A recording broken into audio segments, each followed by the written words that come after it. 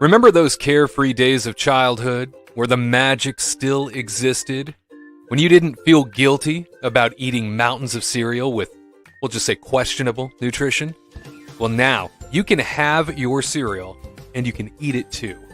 Because Magic Spoon has re-engineered that same great taste with grown-up ingredients for an absolutely game-changing Cereal 2.0. I adore cereal. I treasure cereal. It's one of my favorite things to eat, but I just can't justify eating mounds of sugar in every bowl. I don't need to worry about that with Magic Spoon, because it's high protein, low carb, and 0 grams of sugar in each serving. I know, it's hard to believe, but it also comes in 6 delicious flavors: frosted, fruity, cocoa, cinnamon, blueberry, and peanut butter. Plus, they've got limited edition flavors released throughout the year, like gingerbread or peaches and cream. So taste that magic of childhood all over again and get yourself some Magic Spoon cereal. Plus, take $5 off your order at checkout. All you got to do is insert the promo code Kingdom Team. That's right, Kingdom Team at checkout will get you $5 off your next order at magicspoon.com. That's magicspoon.com. Promo code Kingdom Team.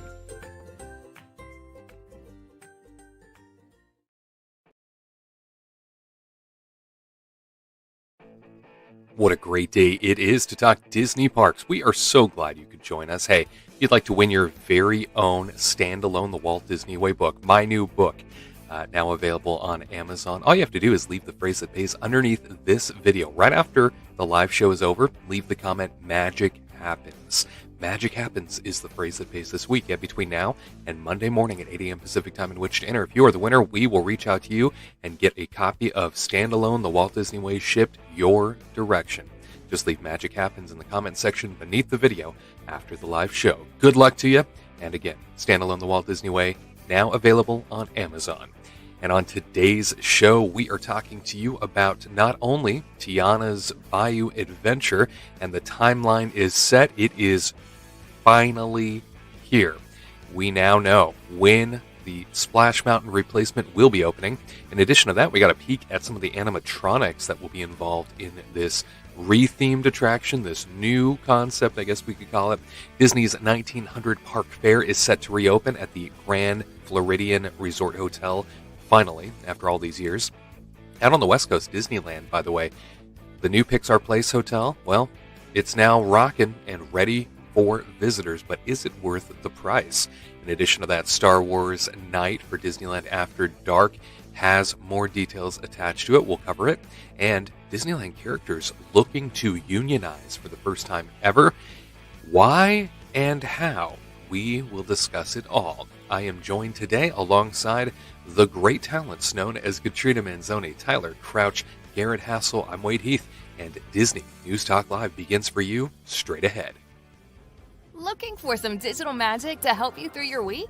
The Kingdom Report is here for you, covering the latest Disneyland and Disney World news, experiences, and events. Be sure to follow us on Instagram and Facebook at Kingdom Report Live so you never miss an update. And drop a subscribe on the Kingdom Report YouTube channel for new videos every week. Don't miss out. Join this growing community of theme park fans as we aim to connect you to more of what makes you happy. For more information, visit KingdomReportLive.com. And now, back to the magic.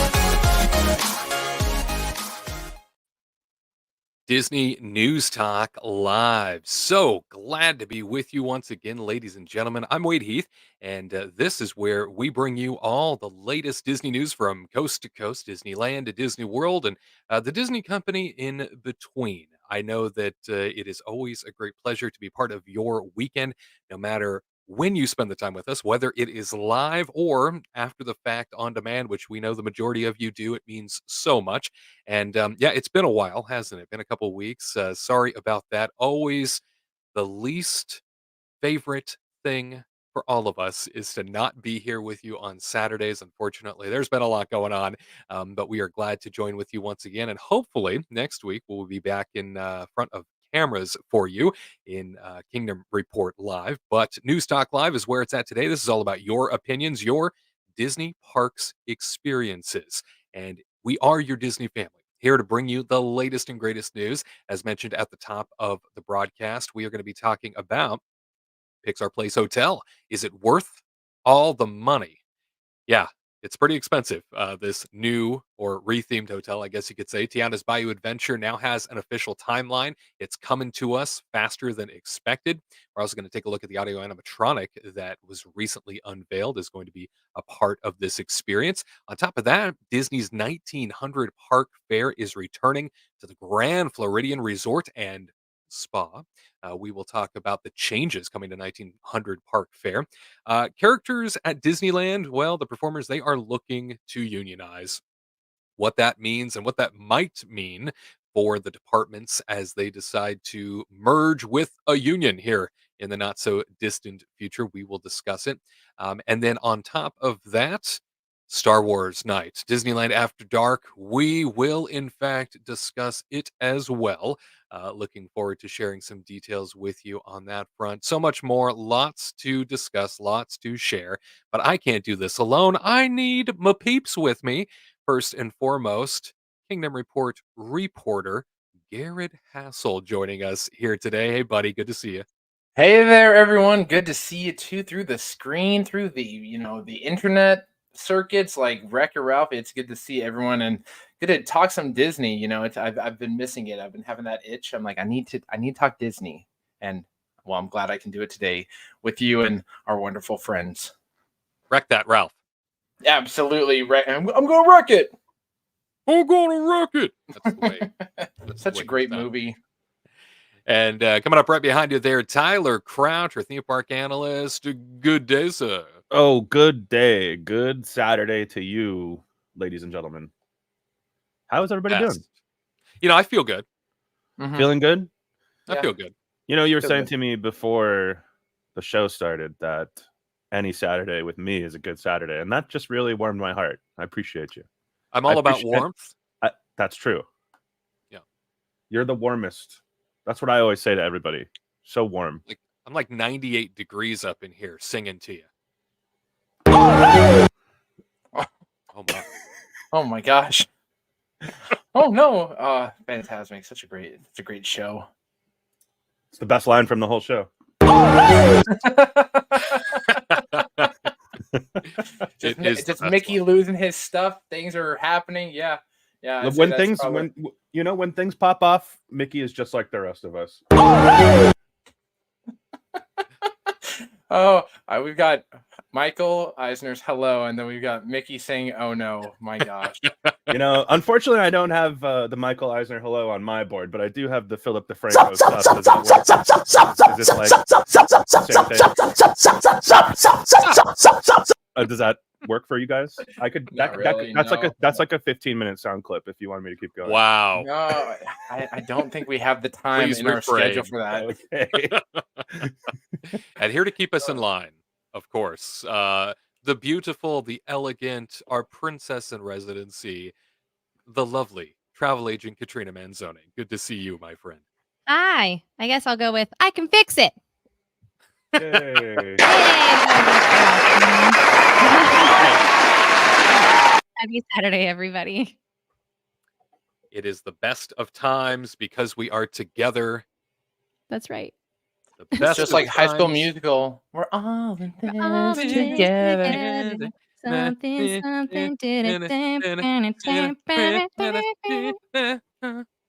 Wow. That's literally the only song or the only line I know from that whole song is "We're all in this together." Other than that, I know no other words. And from there's that a clap. entire... There's a clap in Yeah. there somewhere. And like a little Okay. squat, like a little jig, like a little jig, slide, shuffle, and then you clap. Yeah. Wow. The best part about that movie is that Zac Efron doesn't actually sing at all. It's all lip syncing. He didn't start singing until number 2. Spoiler alert, everyone. Whoa. I know it's only been out for like 15 years, I feel like, but you know, Drew we got to keep Seeley. Zac Efron in line. You know, he wasn't always 6-pack abs and The Rock's bestie. He used to be Justin Bieber haircut and Right. playing basketball. When everybody right. had that haircut. Yeah, Drew Seeley was the original voice of singing Troy Bolton. I remember seeing the High School Musical live on tour event. It came to my hometown, and a bunch of us went, and everybody was there except for the one and only Troy Bolton. You know, we were all expecting Zac Efron, and it was like, who's this guy? Who is this guy? And it was like, oh, he's the singing voice of. How many of lives have you ruined Zac today, Efron. Garrett, by telling Yeah. everybody this? You Way to know, wreck it. every life I ruin by giving the truth about High School Musical makes me smile. So I'm happy to oblige. We don't mind. Around here, Mr. Chris Danger saying hello. Hi, Chris. Thanks for Hi. joining us. Terry Thompson. Looking forward to all your reports today, Terry. It's Thank you. always a joy. Thanks, Terry. Always a joy. Thanks, Terry. Thanks for being here with us. Lori Jean saying good afternoon, Wade. Good afternoon, Lori Jean. What about the rest of us? I'm still gonna say hi either way. Hi, Yeah. Lori Good Jean. afternoon. Hi, Lori. Oh, Yeah, that's there right. you go. We can, Wow. that's What a right. jerk. We can What a forget jerk about you the are. other two. It's all about Wade and Garrett. You know, us 209 kids, we stick together. Wow. That's right. That's okay. You and your Stockton lifestyle, me and my wine country lifestyle. What can I say? Okay, Mr. Lodi. Jeremy Heath, no relation, saying hello, Wade and everyone. Jeremy, cheers to you. Is he Hello, like a Jeremy. distant cousin? Is he a distant cousin? No cousin. Distant cousin? Maybe. Maybe one day we'll figure it out. I don't know. But great to have you here, all of you. And thank you all for those who watch on like traditional TV. They'll bring up the YouTube app and watch on TV. We notice in the analytics that a bulk of you do that. So to be on somebody's big screen is kind of weird to think about, but I know it's always a possibility. So thank you for that too. Yeah, the big screen and them toasting us in our live show, that just makes my heart so full, and and it means a lot to me. Your heart seems full right now. Oh, it is. It's very full. It's like 98% right now. Warmth and 98. fullness. Explode. We'll Yeah, get that. explode. Don't worry. Yeah. That's still A+ territory. You're gonna explode like throughout the show because you're gonna be so full. We don't want that. Yeah. That's a risk I'm willing to take. Wow. That's so much. That's so beautiful. Mm-hmm. Question this week for all of you: which Disney park land would you most like to live in? If you could live in a Disney park land specific, if you had to be chained to a land for the rest of your life, which land would it be? This does not have to be a domestic park. It could be a land somewhere else in a park far, far away. Completely up to you, but I would love to hear your thoughts on that. Anybody in chat, feel free to chime in. That is what this show is all about. Your comments, your perspective, and also the teams. To give you a second to think about that, I think it's also important here to mention that, Garrett, you had an amazing Disney cruise vacation. You've been sharing it lately. Yeah. So prior to the New Year's, Ariel's family took me along on a New Year's cruise with them, and I vlogged the entire experience. And this isn't the usual, 3-day that we do on the Wish. This was 7 days in the Western Caribbean on the Disney Fantasy, and I filled up my phone. Like, I had nothing left to give because I was so full, filming, vlogging, and everything like that. And I vlogged every day, every experience that I could, and it was something special. We left from Port Canaveral, and we hooked left towards Cozumel, Mexico, and along the way, we had some adventures off the coast of Cuba. Lovely time over there. I did not get a cigar, unfortunately, but what can you do? And after Cozumel, we went to Grand Cayman, saw some pirate stuff. Then we went to Jamaica, man. had some good time ziplining with those boys out there.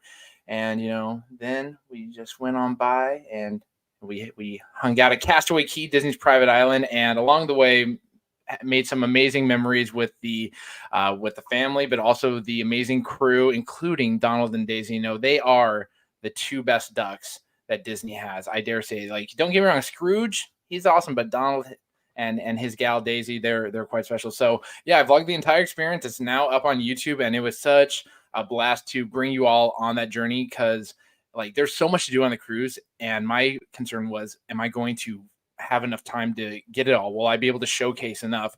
And upon looking back, I'm thinking, you know what? I think I may have filmed too much, but that's okay because the more the merrier. And and oh, look at that shot right there! Oh my gosh! Oh, what an Look at adventure! that. I don't know if you like epic or confused. I am staring off dramatically in the distance like Michael Scott would from The Office. Yep. Threat level midnight, everyone. No, Threat level. it was. Yeah, no, the reason I'm wearing a sweater is that the day we left, it was, like 50 degrees in Florida. It was what people would call freezing in Florida.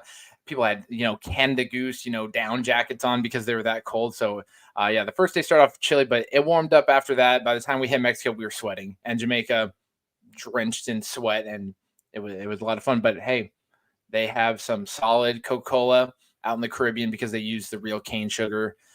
So yeah, it was a great adventure. Hope you all will check it out on YouTube. I see your comments, and I love all the interactions you had, and I'm glad I could make some people laugh, especially when I say we're going on an adventure and then I take a nap.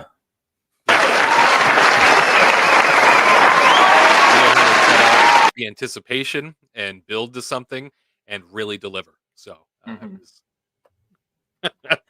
yeah, I'm no okay. Wade would be going through the editing process, and he would just be sending me one-liners that I delivered, and I'm reflecting back and I'm thinking, oh my gosh, I can't believe I said that. Whatever. That's part of the Garrett experience. If you've been with us since the beginning, you know what to expect, and that is you can't expect anything. It's always a surprise. It is. It's a wonderful surprise. Oh, thank you. The best of surprises. Yes, check out Garrett's Disney Cruise Line vlog series aboard the Disney Fantasy, now available over at the Kingdom Report on YouTube. All 7 days accounted for, and that's crazy. You gotta need a vacation from your vacation after that one. It's true. I know. Let's do one in late May and maybe get married. That sounds like a good vacation from vacation. Love it. We'll all get married together. Yeah, like. Are we all getting married? Because move to Utah. What? No. Huh? Listen, Ariel is a lovely princess, but she doesn't like to share me, especially. So she'll get a little jealous of Tyler and Wade. Katrina, you're solid, but Tyler and Wade would probably a little too much for Ariel to handle. Dang. Well, we'll still get together come May and celebrate the union of two beautiful spirits. It will be a joy. It's going to be so much fun. Sure, it will be. It's going to be a great time. So which Disney park land would you most want to live in? This is the question of the day here on the Disney News Talk Live. So put on your studious glasses. Thank you. Yes. And Mr. Chris Danger saying, Fantasyland, dream the dreams. It's where Chris would like to be. If you could only live in one land. Laura Jean saying Frontierland for her. That's what she would like. Judith saying it's a toss-up between Fantasyland and Cars Land. How about that? And Richard saying Narland Square with Main Street a close second. Katrina, you tell us. You got to live in a land at a Disney park. Which land are you living in? Oh my gosh. See, this is a tough one, but I feel like it's like a no-brainer. It's like Tyler's favorite place to go. It's his favorite ride. He can ride it all day long, no matter what. We always have to go do it. Galaxy's Edge, obviously, right? Gosh. Oh, no. I'm kidding. Oh my God. No, we can ride I'm Smeller's gonna Ride all refrain. day. I'm gonna refrain. End of show. I would honestly say World Showcase.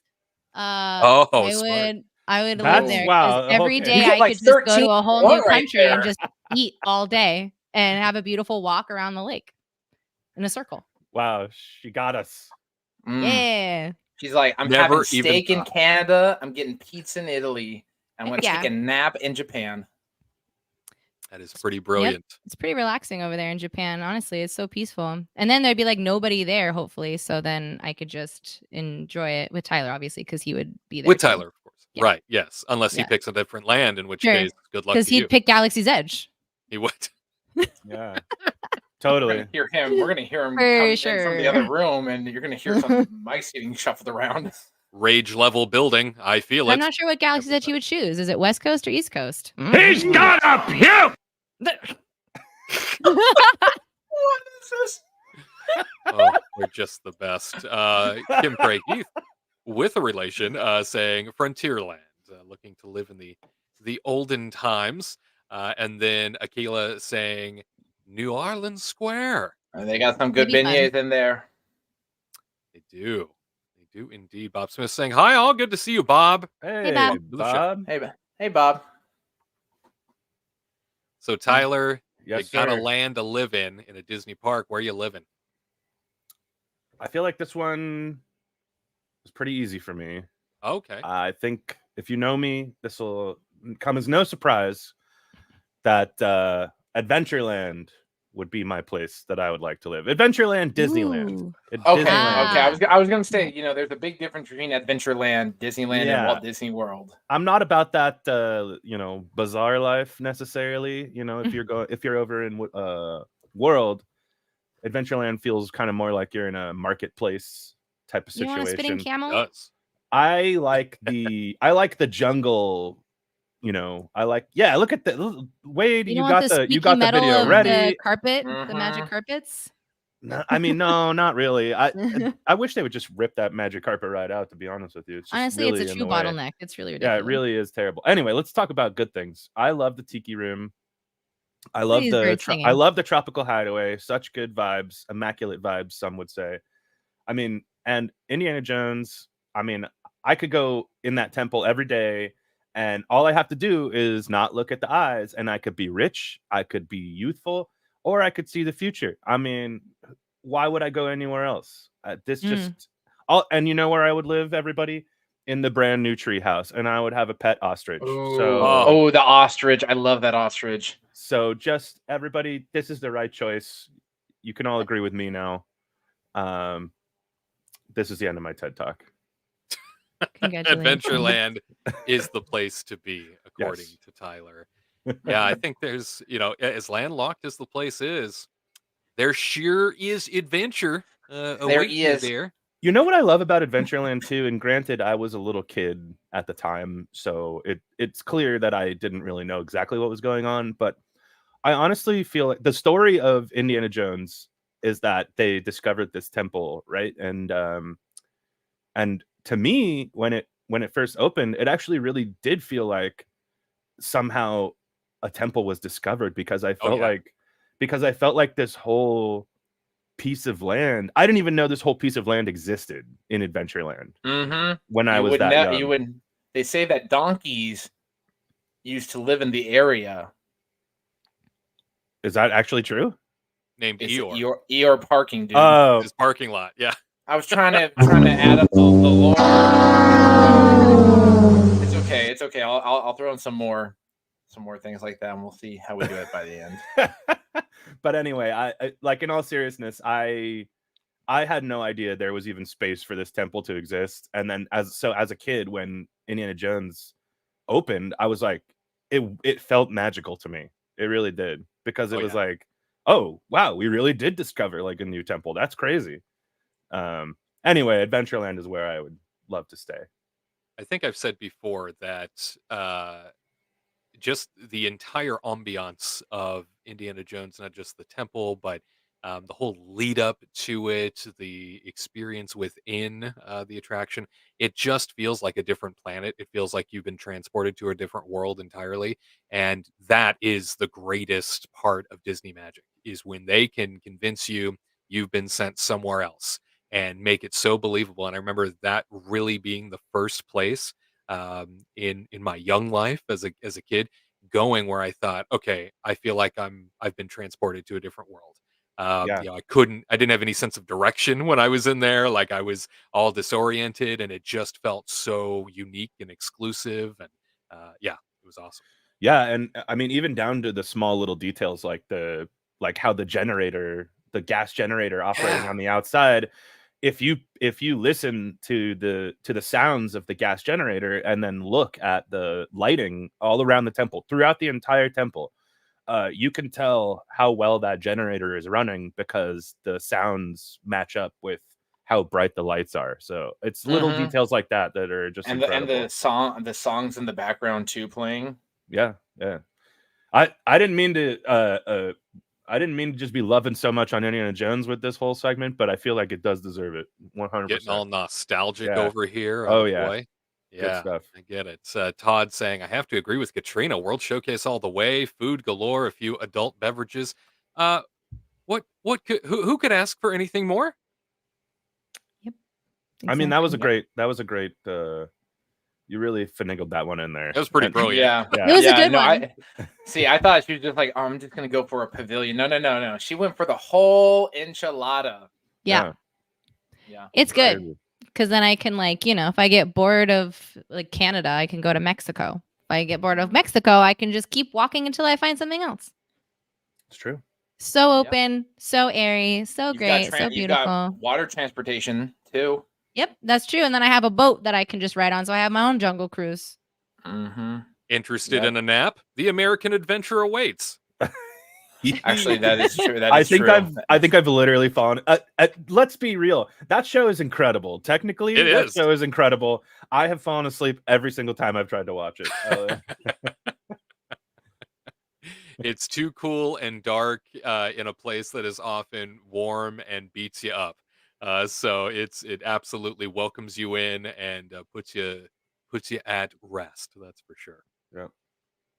And yes, for those that did not know, my own dad worked with the company that helped to build Indiana Jones Oh, back in that's the so day. cool. Yeah.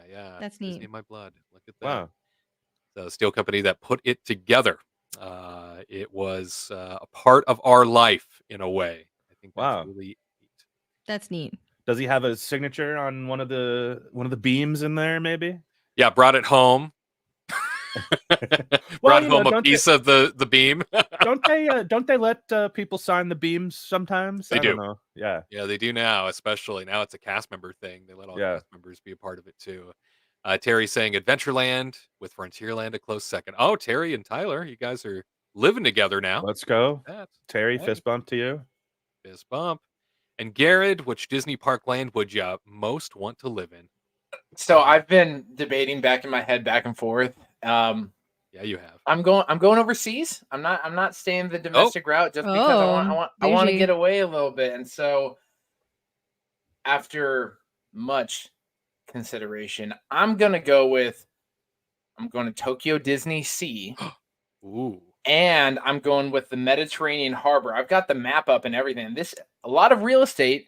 There's a volcano in the background, which, you know, if a little volcanic eruption doesn't get you excited, I don't know what will. You know, they've got That's what she said. Italy there. Heyo. They got other parts of other parts of the Mediterranean. So you got that good food. So Katrina, you know, if you want some Mediterranean lifestyle, you come on by if World Showcase doesn't do it for you. But That's cool. I was thinking, what's the most beautiful kind of place I can go to that's Disney? And I thought, you know, Tokyo Disney is above the rest. And Tokyo Disney Sea is just so unique because they actually made it so that it like looks like you go into the Pacific Ocean and all that. So the Mediterranean harbor, I love it. That's where they do their sort of phantasmic like show in the middle of that area, and they've got gondolas, and it just looks so picturesque. And I can't wait to go to Tokyo Disney one day and experience it myself because I've heard nothing but raving reviews about this amazing park. Like this amazing park that is not owned by Disney, and they're doing better than actual Disney. That's the best part about it, I think. Wow. So, Well, Yeah. When So you when you Mediterranean. when you want to dump money into your experiences, you're gonna get good experiences. That's just how it goes. Yeah. It's an amazing concept. Yeah, But yeah, weird. the Mediterranean Harbor. If you have not seen it, go on YouTube, check it out. It's a beautiful, beautiful area, and I feel like you could just explore it forever.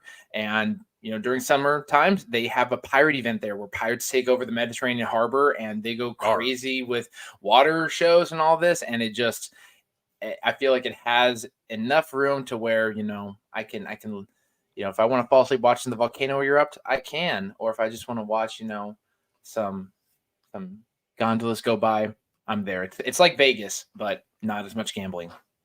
Just like Vegas, It's except not yeah, at all. yeah, 100% like Vegas. I was thinking that too.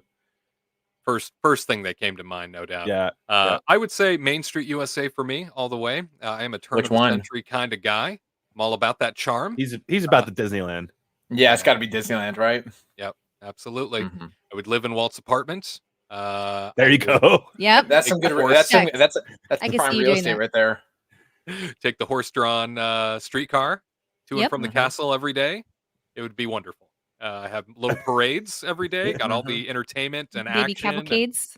Carnation Cafe and Mhm. Plaza Inn and Go get yeah, a Disneyland pickle or a Starbucks. corn dog. That's right. Got it all. Got You it do all have right there. everything That's you all I need right there. It's And true. if I ever have the desire, I can just hop on the train because it picks me up right there. That's Oh. right. Very true. Very true. Yeah. Yeah. Always And gotta then you come can home. yell to Tyler in Adventureland. Are you there? You could Ah! I could you literally can hear the Jungle Cruise gunshots from Main Street. So I could give you a I thought little they got rid of the gunshots. No, they still do them. They Okay. still do them. Okay. Yeah. But I feel like I could give you a little hidden signal over there, Wade, and we could, communicate from jungle to Main Street. Yes. And Terry Yep. Thompson in the distance waving, saying hello. She's Yes. also there, right? Yes. And she's coming down the mountain on the Big Thunder Mountain Railroad. Yeah. Look out. She'll be coming down the mountain when she comes. She'll be coming. Like that. I thought we were going to sing for a moment. You thought. You thought, but You no. thought. Nice to think sometimes. I'll tell you, Mickey, stop it. Tyler and Katrina, you two waxed poetically on this very show, the News Talk Live broadcast, because we have an opportunity to really get into the nitty gritty here. News Talk Live is much more about diving in deep, whereas often Kingdom Report Live is very timed and quick, and we move along swiftly. But you might recall Katrina and Tyler both stayed at the new Discovery Tower at the Disneyland Hotel and had a very passionate experience at the Palm Breeze Bar. Oh yeah. Oh boy. Yeah. You want to I was relive wondering this where again? you were going. Palm Breeze Bar passion. Yes. And I will share with you that a viewer reached out to us this week to share their feedback on the Palm Breeze Bar. Oh, very curious. After hearing what you all had to say. All right. Sam is Yeah. a viewer of the show and shared the following, saying that when it comes to food, he'd give it a 6 out of 10. Cheese fry poutine is delicious. The same salad Katrina had is mediocre. And the Yep. spicy chicken sandwich offering is a joke compared to Chick-fil-A, if that's saying anything. Okay, if it's a joke far compared is to Chick-fil-A Chick-fil-A, from the- then I really don't want it. I'm Whoa. sorry. How far is Chick-fil-A from Disneyland? Probably down the street. I Not was gonna far say, I don't enough. know the nearest one anymore. Yeah, I don't know. When it comes to drinks, 8 out of 10. Both of our cocktails were great. Pricing is a bit high, in my opinion. Goes Alrighty. on to say Accurate. ambiance and service, a 7 out of 10. Saying they seemed Yeah. really understaffed and many tables were becoming upset with long wait times for their food or drink to come out. The location is nice and table styles are great. I can see this place being packed in the summer. Yeah. Yeah. Yeah. Overall, Yeah. the rating would be We'll 7 out of see. 10 for Sam. Fun spot to go to. The DVC tower is nice, new and shiny, but I probably won't come back for a while. Yes. Thoughts on that? Likewise. Yeah, I think we feel a very similar way. I would actually, when I take into account like the pricing of everything, I think I would give it like a 6 out of 10 myself, because I feel like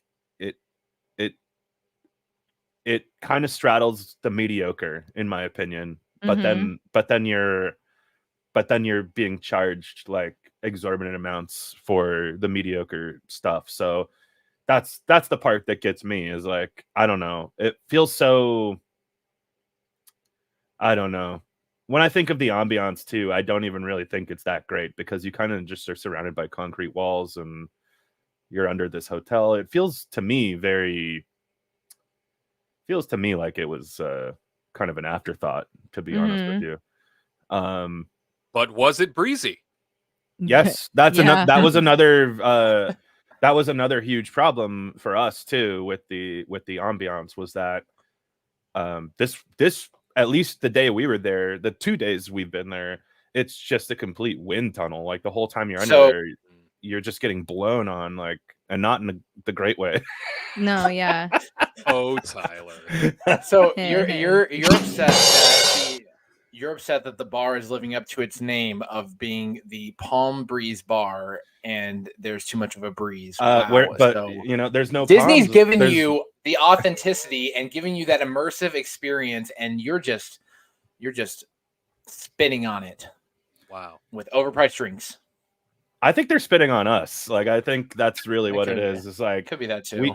We are. So here's the other thing too, is all the food comes out of it's the old Steakhouse 55 lounge kitchen. So RIP.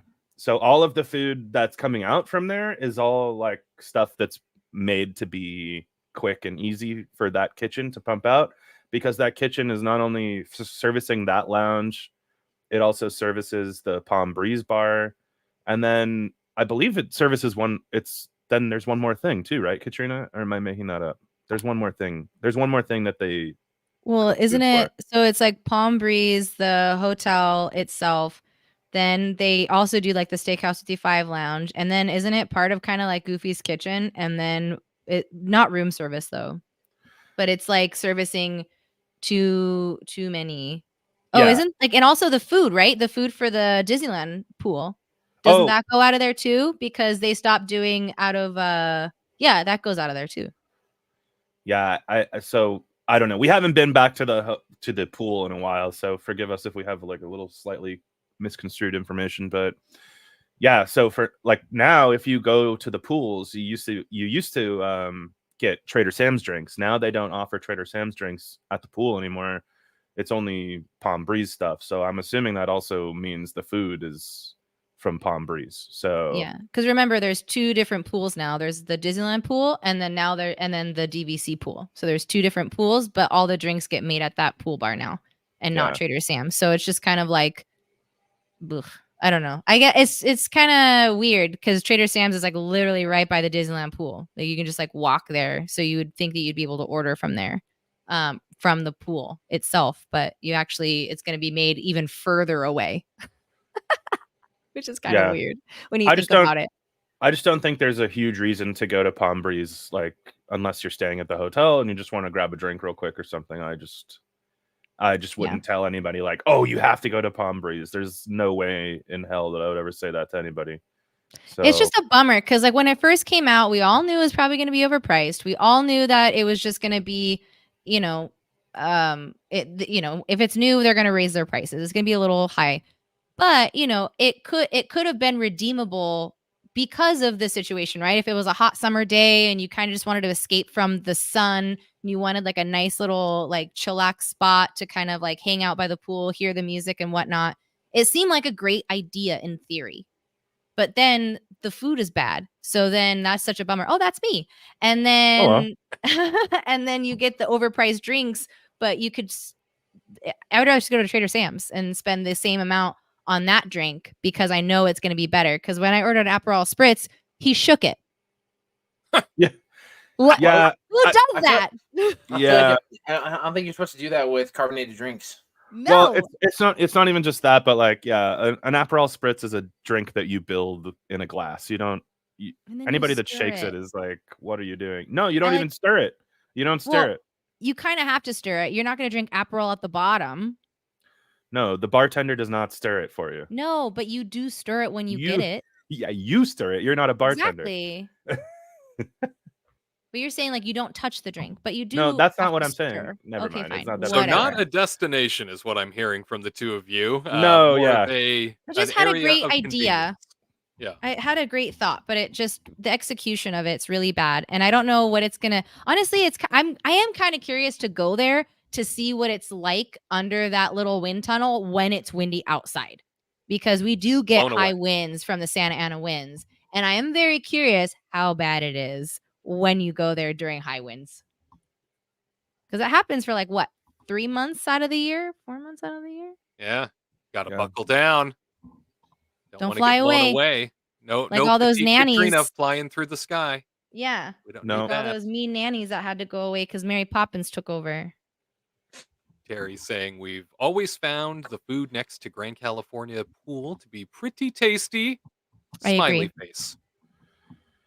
Their think Aperol spritzes over there are pretty tasty. I'm not gonna lie. We had a Huh. lady that made them, and they were very beautiful. I had like many. Many. I agree with Many. that, and I also just feel like the environment is just, it feels much better there. So to me, the pricing isn't as insane because I'm not under a hotel in a wind tunnel Mhm. surrounded by concrete. Like I feel like the price makes more sense at a place that has kind of a little, it feels like it has higher standards. So Sure thing. Well, Yep. we want to thank Sam, viewer of the show, for sending in his review and letting us know what Thanks he for backing thought. us up, Sam. yeah, I agree with you, Sam. Reinforcement Mhm. there. Always We're appreciated. not crazy. You ain't. We're You not crazy know- for this reason. Oh, how dare you? Plenty of others. That's right. Well, there's a lot to talk about out on the East Coast. We'll get to Disneyland news here in a bit, but let's discuss Tiana's Bayou adventure coming to us sooner than we thought. 1900 Park Fair returning, the Grand Floridian Resort and Spa. It's Disney World News Review time.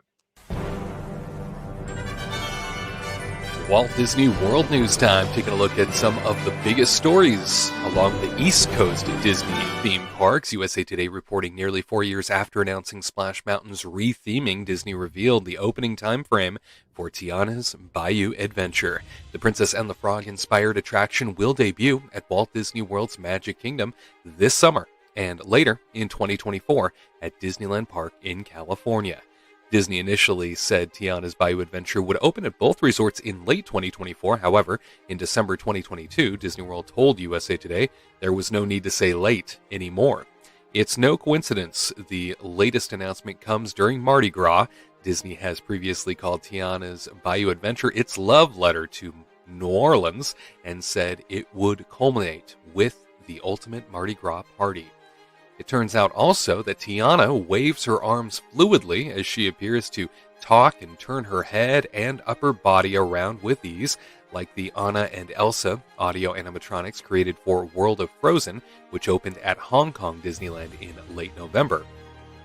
Quote, every time we make an advancement in the way that we bring a ride to life or the way that we bring animatronics to life, all of that gets then used to make every single place that we make even better than the last one, Disney Experiences Chairman Josh Tomorrow told USA Today. Disney says Tiana's Bayou Adventure will feature dozens of new audio animatronics, including familiar characters from Princess and the Frog and new critters created just for the attraction. My News 13 reports after an extended closure, 1900 Park Fair at Disney's Grand Floridian Resort and Spa is reopening with new menu items and new character interactions. The restaurant, which has been closed since March 2020, will return April 10th with buffet dining and breakfast and dinner. The menu will include some returning favorites like the strawberry soup, but it will also feature new items inspired by Disney characters and stories. During their dining experience, diners will be able to interact with a new lineup of characters, including Aladdin in his Prince Ali look, Tiana in her new look for Tiana's Bayou Adventure, Cinderella, and Mirabelle. For the reopening, the restaurant's dining room has been refurbished, but the carousel theme will still be woven throughout. The entrance will get a new mural featuring a carousel. Elsewhere in the restaurant, there will be drawings of carousel animals inspired by Disney films such as Alice in Wonderland and The Little Mermaid, as well as 12 new portraits inspired by the Impressionist style of the late 19th and early 20th centuries. Big Bertha, the antique organ that has been at the resort since 1988, will be the new centerpiece of the dining room. Reservations for 1900 Park Fair will open on March 5th and can be booked online at DisneyWorld.com. There you have it. Stories aplenty out on the East Coast, but the biggest of all seems to be Tiana's Bayou Adventure being moved up just slightly, so no longer late 2024.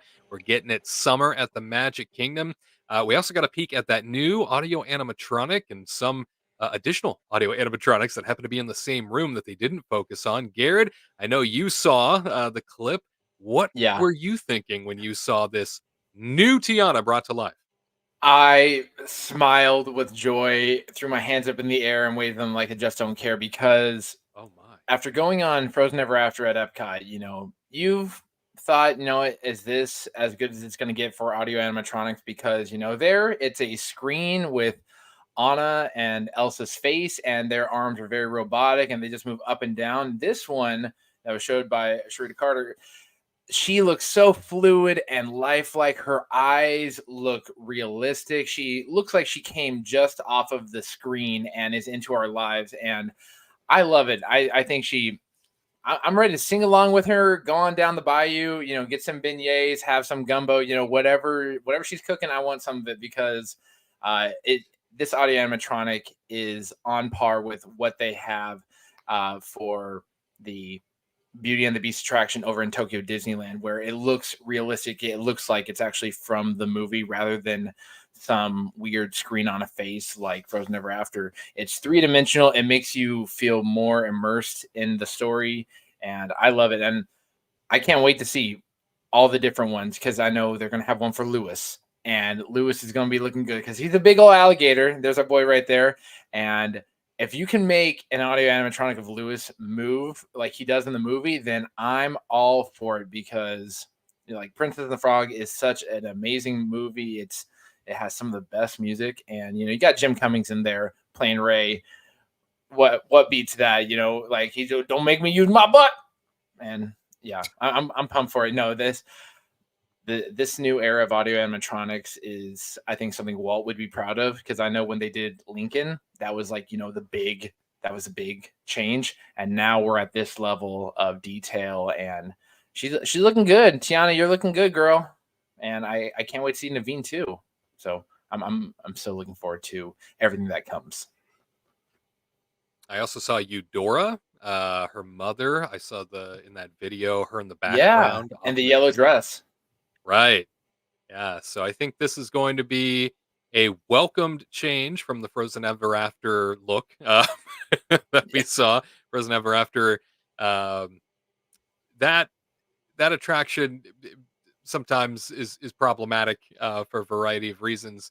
I like this a lot more. I like this look. I like this texture. I like this feel. This seems much more like animation come to life to me. Yes, for sure. I concur with that. I think the projection faces did work in Seven Dwarfs Mine Train. Yeah. With that, it worked, because some of it was their eyes and some of it was their entire face, and it worked for them because they were already cartoonistic.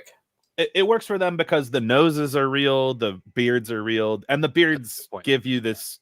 The beards give you this great opportunity to cover up the seams, whereas if you look at Anna or Elsa from the side, it's just weird that their faces just go from this bright pink to just this darkness, this dark blue, like pretty quickly. So I think the technology itself is great when you use it properly, but I think for a more slender face, and honestly too, I was thinking her skin color could not it could not be very easily reproduced with a projector as well. So I was, Oh, wow. That's an excellent point. Yeah, Yeah, I just feel like Yeah. that would be really tough to convey with a projection face like that. Mhm. So I think they definitely made the right choice. I'm excited for Tiana. I'm excited for the Bayou adventure. It's going to be, I think it's going to be amazing. I mean, I think really what I've loved about Splash Mountain is that it's just a really fun flume ride with a lot to look at, and it's still going to be a really fun flume ride. And I'm assuming there's going to be even greater things to look at now. So I'm just very excited for this whole change. Let's bring it. Bring it. Mr. Chris Danger saying, yeah, the animatronic of Tiana looked great, but I'm worried if they change all the Tiana's appearances, hopefully not in Fantasyland. I think you mean like what she's wearing overall, because she obviously has that new sort of look for the attraction. And it sounds like, kind of going into the next story too, that they're going to start replicating that look in other places, like in 1900 Park Fair. It mentioned that in the story, which I thought was fascinating, rather than have her there in princess attire. Do you think they're gonna change her look in Fantasyland, Katrina? See, I feel like I would really hope that they would keep her in her princess outfit or have like some other different one in like her 20s flapper style dress, because Oh, I I'd be feel down like for a that would be flapper. better as like a theme, because I mean, not all women should be wearing dresses, but all the princesses are wearing like ball gown style dresses. So I can't Sure. imagine her wearing like this adventure outfit in Fantasyland when all these other princesses are wearing like ball gown dresses. But it'd be fun to have her be different, like in her little 20s outfit. But I Mhm. can't imagine her being in this style dress. But I guess it works in 19 Park Fair though, because Ali's gonna be there and with his pants. So Yeah. and it's hard probably to move around in a ball gown dress in that area. I can't imagine like trying to fit in between chairs and stuff, being like, "Excuse me." Pardon. I feel like I want to Big see deal. them wear. I want to see all the characters wearing different clothes all the time. Like I That'd be Yeah. fun. I just want to Always I want it change to it. be like every day. Like, oh, Belle you never does. know Well, I what they're guess going to not. be wearing. Sort of. I think that would be fun, personally. Naveen rolling up in a polo shirt and some khakis. Yeah, I- See? That'd be really fun. He's got that country club look going for him He does. he He does. wears I it with his well. little guitar. Strumming. That is a tiny Strumming little along. guitar he has. Are we calling it a ukulele or not? I think it's a ukulele, right? Yeah. Oh, Yeah. okay. Ashandanza, as he likes to say. Ashidanza, yeah. Mike saying, you guys need to go to Tokyo Disneyland Resort. Belle and Beast has been doing this for a few years now. Yeah, that new look I know is Mike. kind of initiated through that experience over there, right? That attraction. Yeah. Yeah, she Tokyo definitely Disneyland. looks. Go ahead. They're like, Ian. we've got a lot of money. What are we gonna do with it? Keep it? No, we're gonna invest in our audio animatronics and blow the roof off this place and build an actual castle. Yeah. Here. To be honest, too, if you've seen, I've never been on the attraction, but I've watched. I try. Maybe I get too technical with this stuff, but tell me if I'm being too technical. But I feel like they couldn't do projection faces in that Beauty and the Beast attraction because of just some of the effects that they do. Some of the Pepper's Ghost stuff would not work properly, and that's probably one of the one of the reasons they decided not to go with it. Yeah. See, you might think you're being too technical. I think you're being real, Tyler. Well, thank you. I don't want to get anybody in the weeds. Sometimes I'm like saying things that I feel like people are like, "Oh boy, you're thinking real It's the mind hard of a about CEO. This is the mind of the CEO. I don't need to apply, Bob, because all I have the voters behind me. That's all I need. I have you. I have all the others. We're gonna make this happen. And listen, We're all in this together. You should know, Bob. You should know because you have that mental connection with all other Bobs in the world, right? Bob Iger has already been scouting me, right? So your mental connection with Iger should have already alerted you to this. So don't worry. Collapsed because of the thought of somebody far superior taking over, and he knew he couldn't compete. It's true. It's true. For the annual shareholders meeting, I actually wrote in your name to be a board member. So I think That's it sweet. might carry on because the the Trian Group and all that and BlackRock. No. I put Tyler Crouch in there because he's who I want running this show and riding the ship. Here, here. Well That's done. beautiful. Thank you. Cheers. Terry saying Tiana's Bayou Adventure can't come soon enough to Disneyland, was getting a little weary with the Splash storyline. I have a prediction. I think it will be probably Halloween time that we'll see it then. That's just my gut. That's what. That's a good one. Yeah, I think it'll be Halloween time that they'll unfurl it and allow everybody to see it for the first time. I don't think they're going to wait for Christmas after mentioning, "Oh, it doesn't need to be late anymore." I think we might see it come fall, Halloween Like time. when That could Small be as World early goes as down August. for Christmas. Yeah, well, yeah, So then it opens do- up that new ride for people. they do need that capacity, right? They do need the Mhm. trade-off. You're right. So I wonder. Well, we move along here from the Tiana's Bayou Adventure attraction coming online, the animatronic that looked pretty darn good, to another story that I think probably interests a lot of folks, especially with young kids, and that is um, the unfortunate reality that while we are celebrating 1900 Park Fair coming back, boy, are they changing a lot about it. Not just the food, but also the characters that kind of made this a signature experience. It made it very unique, very exclusive to a certain type of breakfast and dinner. For those that don't recall, breakfast here was with Mary Poppins and friends, Alice in Wonderland, Mad Hatter, Tigger and Pooh were there too. It was a very elegant affair. And then at night, it was taken over as Cinderella's dinner, basically, with Cinderella, the Tremaine sisters, Lady Tremaine, and Prince Charming was there too. One of the few places you could actually meet a prince in a Yeah, that's Disney park. that is very rare. Absolutely. So here we have the return of 1900 Park Fair coming this spring. I've been waiting for this because I think about how it has been closed since March of 2020, and this is one of like the last major holdout character dining restaurants where I was like, what do they continue to wait for here? And now they're switching up dinner, well, and breakfast. I didn't hear that Mary Poppins was going to be a part of this anymore. They switched this up with, as we were mentioning, Aladdin is going to be a part of this now. And you're going to have Tiana in her adventurer outfit, and it's it's changing and not running with the same sort of story scope that it had before. Has anybody ever been here? Unfortunately, no for me. I Nope. went when I was very, very young. I remember meeting Mary Poppins and Winnie the Pooh like years ago. Like I must have been like 11 or 12 or something. Okay, so it has We were been supposed to do it, I think, right in 2019, honestly. But then I think we ate a big dinner before, and then we decided to cancel our reservation because I was not hungry when I woke up. So we're like, "Rah, rah." I was so sad I missed Missed it. out on Mary Poppins. And who would have thought that it would be going away forever in that form? I know. Well, uh, share with us, those of you who happen to be with us live. 1900 Park Fair, it has been announced as returning now this spring. Your favorite character dining in Disney World, love to hear it. And these changes, are you comfortable with these changes? If you were somebody that went often, I will tell you all, I went to this every time I went to Disney World. Really? Mainly, yes, Wow. I know, right? Mainly because this experience was one of the greatest character interaction spots on property.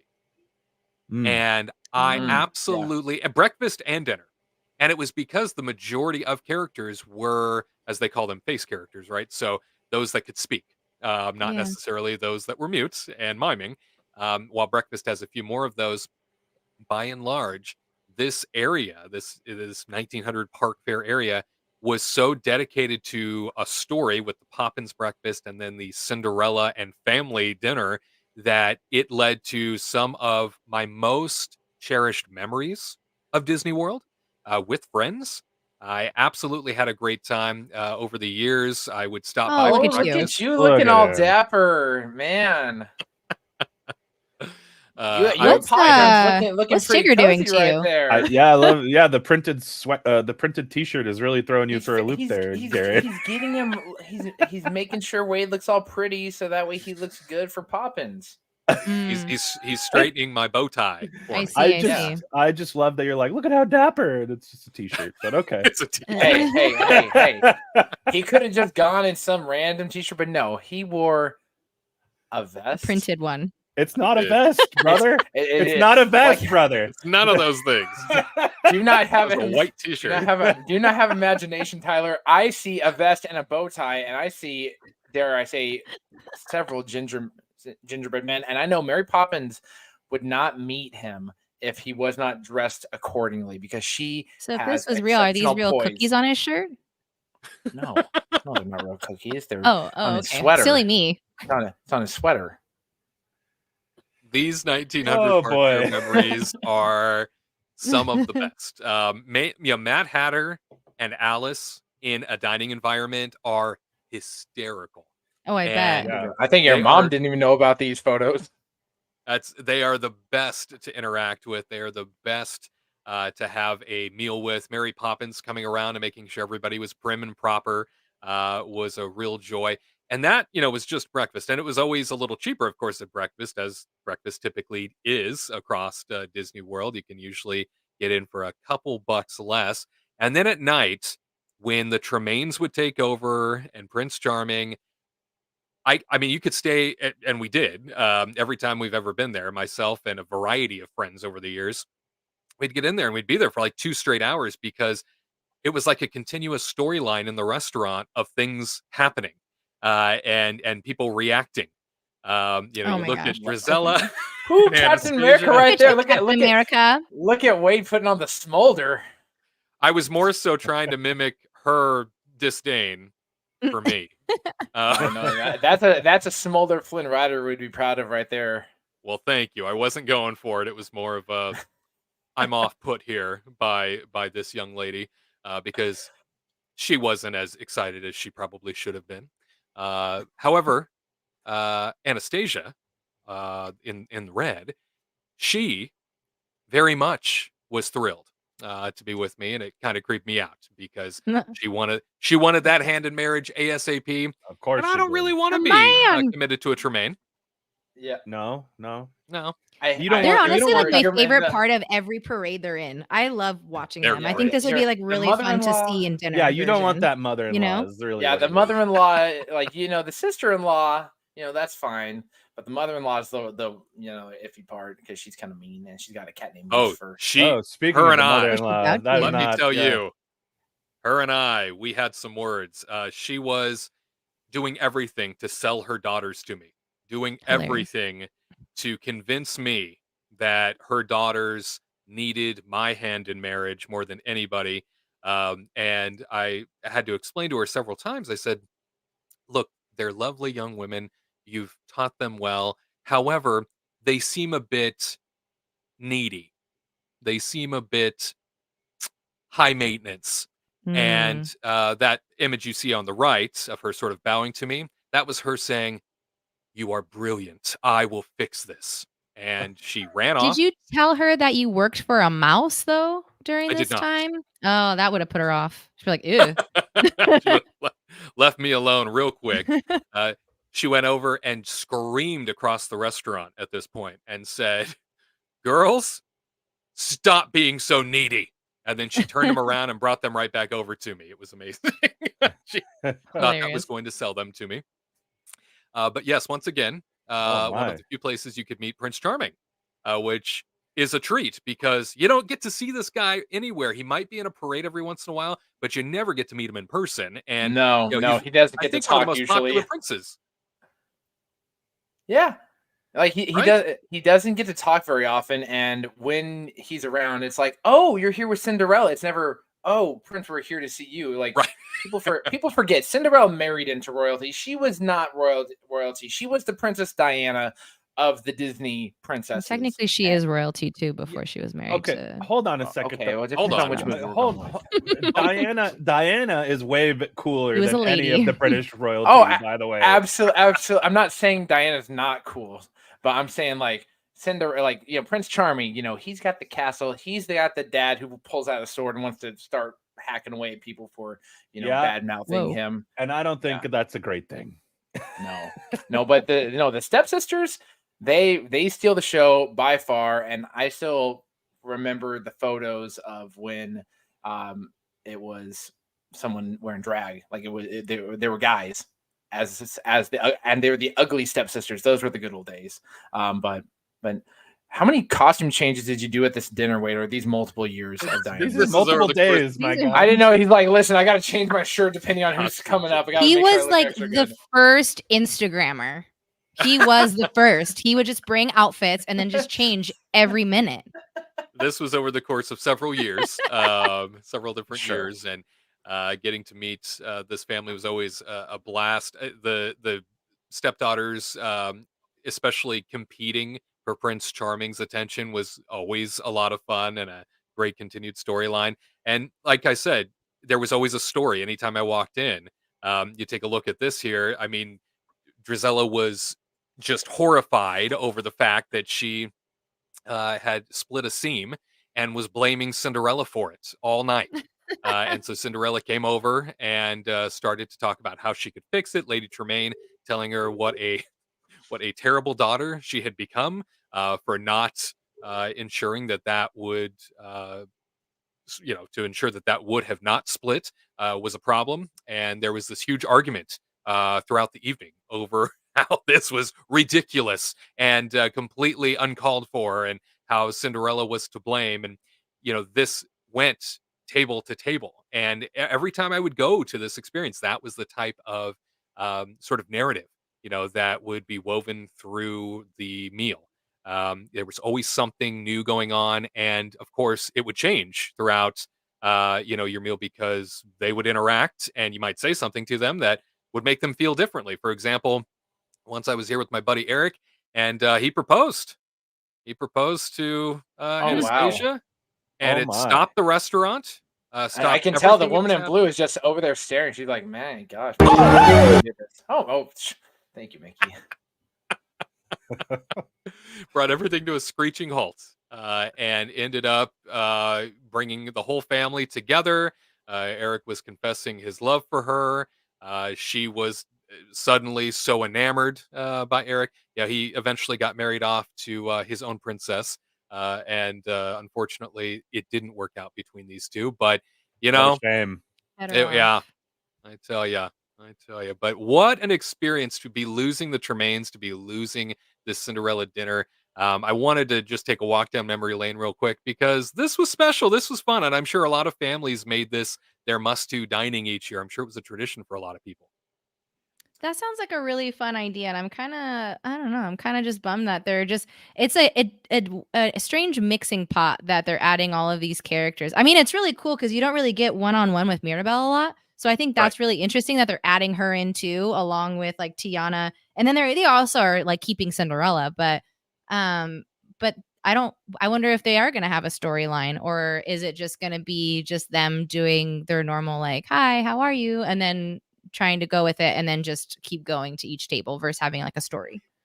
I mean, it was quite the hodgepodge of characters being thrown together, and they really don't like have how- much of a connection to each other. Yeah, I like how it's Prince Ali and not like Jasmine. Like there's Right. no Jasmine. It's Prince Ali, and I'm like, hey, you know what? I'm all for it because he's the man with the plan. I do like Mirabelle in there because I feel like she's kind of zany and fun, and Tiana, she's got her own personality. She's got that Southern charm about her. So I think it will be a good mixture. I don't think it will have as sort of the seamless storytelling that Wade you've described, where it's yelling around the restaurant for 2+ hours, and it stays in that story. This one's going to be more, I think, just casual, bump into interactions. So I'm curious to see how it goes, but I'm glad that there's more characters to meet. The more characters, the better. Coming from entertainment, I always want to see more characters. But can we please Can we get Esmeralda, please? Just as a childhood dream. Can we get Esmeralda walking around there stealing food with her Oh goat. my. Esmeralda, with her goat, Billy? With her goat. that Yes. Eating off vixen. the You table. know, has anybody watched Hunchback of Notre Dame like recently? I have. Well, not recently. I'm all about that hellfire.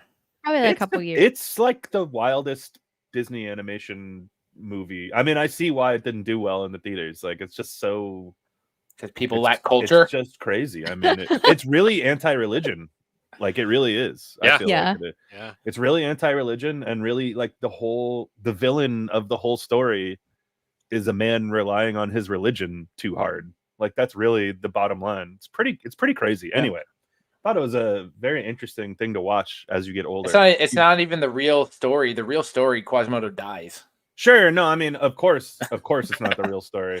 It's also another weird thing. Speaking of like that situation, that like the end of the movie, like Esmeralda is kind of the love piece in that movie, and then she doesn't even end up Yeah. with the hero. Like, it's so I interesting. thought it was weird too.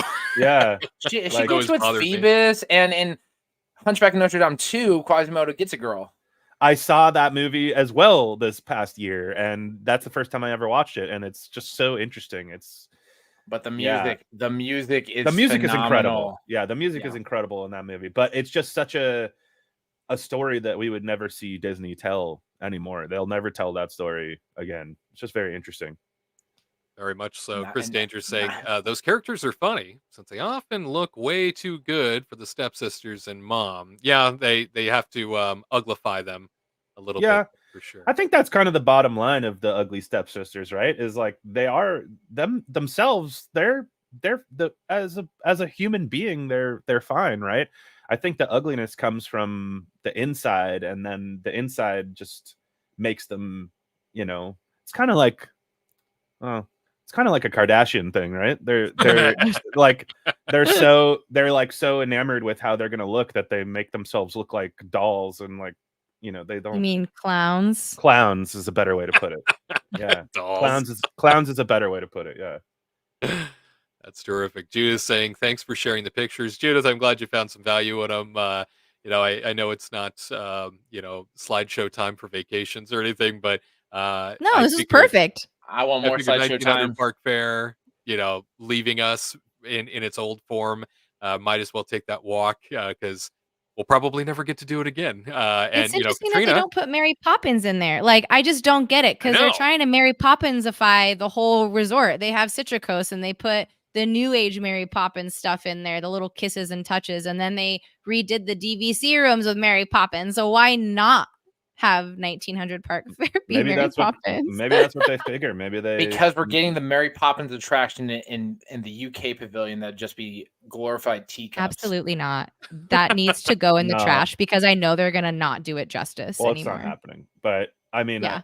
I'm saying though that I think if Citricos is being all Mary Poppined up, then they probably don't want to have two Mary Poppins restaurants. I can But it's see not why screaming Mary Poppins. It's just like little kisses, like, of the umbrella in the room. And Well, you know, so was some of the 1900 stuff. Park Fair. I mean, they had like some, carousel horses, and they have kind of a, I don't know, what do you call that style? The Victorian style. Yeah. I think those Disney does are better than anyone. yeah. I think that's Mary Poppins right Wow. there. But I don't know. I like it whenever they change up anything. To be honest with you, if they're changing it up just to make it worse, then I don't. To be cheaper, I don't like that. But if they're changing it up just to add a little freshness, A little I can pizzazz. support that. Yeah. I suppose, and I'm all for change too, if it makes sense. Right. I feel like these characters don't in this Right. atmosphere of all places. This hotel, this restaurant, it's still that Victorian theme, even though it's getting overhauled and touched up. It's still that theming. So odd to me to Yeah. throw this like collection of characters together all of a sudden when that dinner, by the way, sold out every night. I mean, it was always crazy busy. There was always a line out the door. Yeah. So goodbye to our 1900 Park Fair of Farewell. yesteryear that Katrina ate too much for and never got to see. I know. I'm so sad. Like, I still remember should- till you that should be. day being like, I don't really know if I can go. I think Tyler was busy or something, and I was going to go with a friend. And then I was like, I'm not really hungry. I don't think I'm going to enjoy this. I'm not going. Missed out. I know. Now I regret it. I think I would like the dinner more, though, with the story. Like, I love Mary Poppins and stuff, but I love the Ugly Stepsisters when they're in the parks and stuff. I think they're hilarious, and I would love to just sit there and just giggle the whole time. Breakfast was sort of rushed, as is, I think, any breakfast in Disney World. It's always like, because they assume you just want to get to the parks, right? Yeah. Whereas dinner was so much more relaxed and really felt like a show. So yeah, I'm gonna miss it for sure. Richard saying, miss the Star Wars characters in Sci-Fi Drive-In. I know that was done for a very short amount of time. Richard, you got to experience something pretty exclusive, I would think, because that didn't go on for very long. Yeah, I don't remember that happening. I do. Cool. I think sci-fi. It's weird, but cool. I think sci-fi dine-in is incredible. Star Wars days. Yeah, that's exactly. Sure, I'm sure that's probably what it was. Yeah, I personally love the sci-fi dine-in, even without Star Wars, but I could see why that would be very interesting as well. They had fun trading with the Jawas. Oh, would you trade an onion ring for a droid part or something? Did you get a did you get a flux capacitor? Do they sell those? I traded a pencil once for them, and I think they gave me like a button. You gave them a pencil? Why'd you bring a pencil to Disney World? I had a backpack. I had a backpack on, and it was like a school backpack. Boy. I had a pencil in there, and like I didn't want to give a nice pen, so I gave them a pencil, and they gave me like a little button. Wow. That's cute. You and your button. Javier saying, hey, Tyler, I have a question. In World Discovery, it's rumored the Play Pavilion still paused at Epcot. And I know you responded in chat. Tyler's saying, I don't think we're ever going to see the Play Pavilion. I don't think so either. It has now vanished from the vernacular of Disney. They don't even reference it anymore. What a sad missed opportunity to have such a massive pavilion in the corner, of Epcot not be utilized. I think that listen, COVID hit us hard. I think that was a big deal. But now after COVID, I think, unfortunately for all of us consumers, Disney has realized they're not invincible any longer. And that has scared them a little bit. And now they are like a little turtle recoiling into its shell.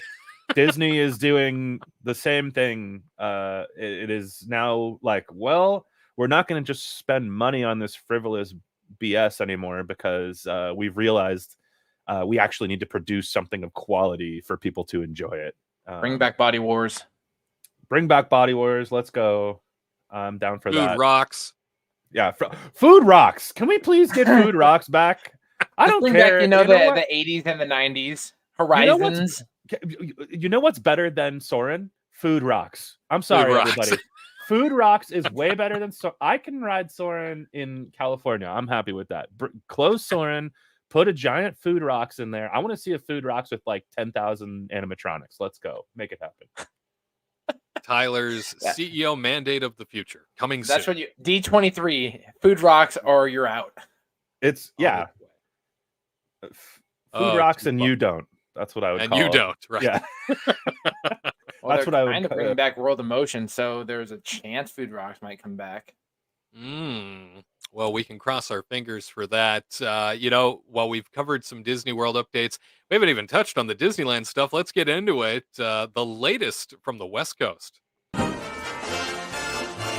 Disneyland news time. Taking a look at some of the biggest stories on the West Coast Disney parks. KTLA reporting Disneyland guests can visit a galaxy far, far away when the After Dark Star Wars Night event returns to the happiest place on Earth beginning in April.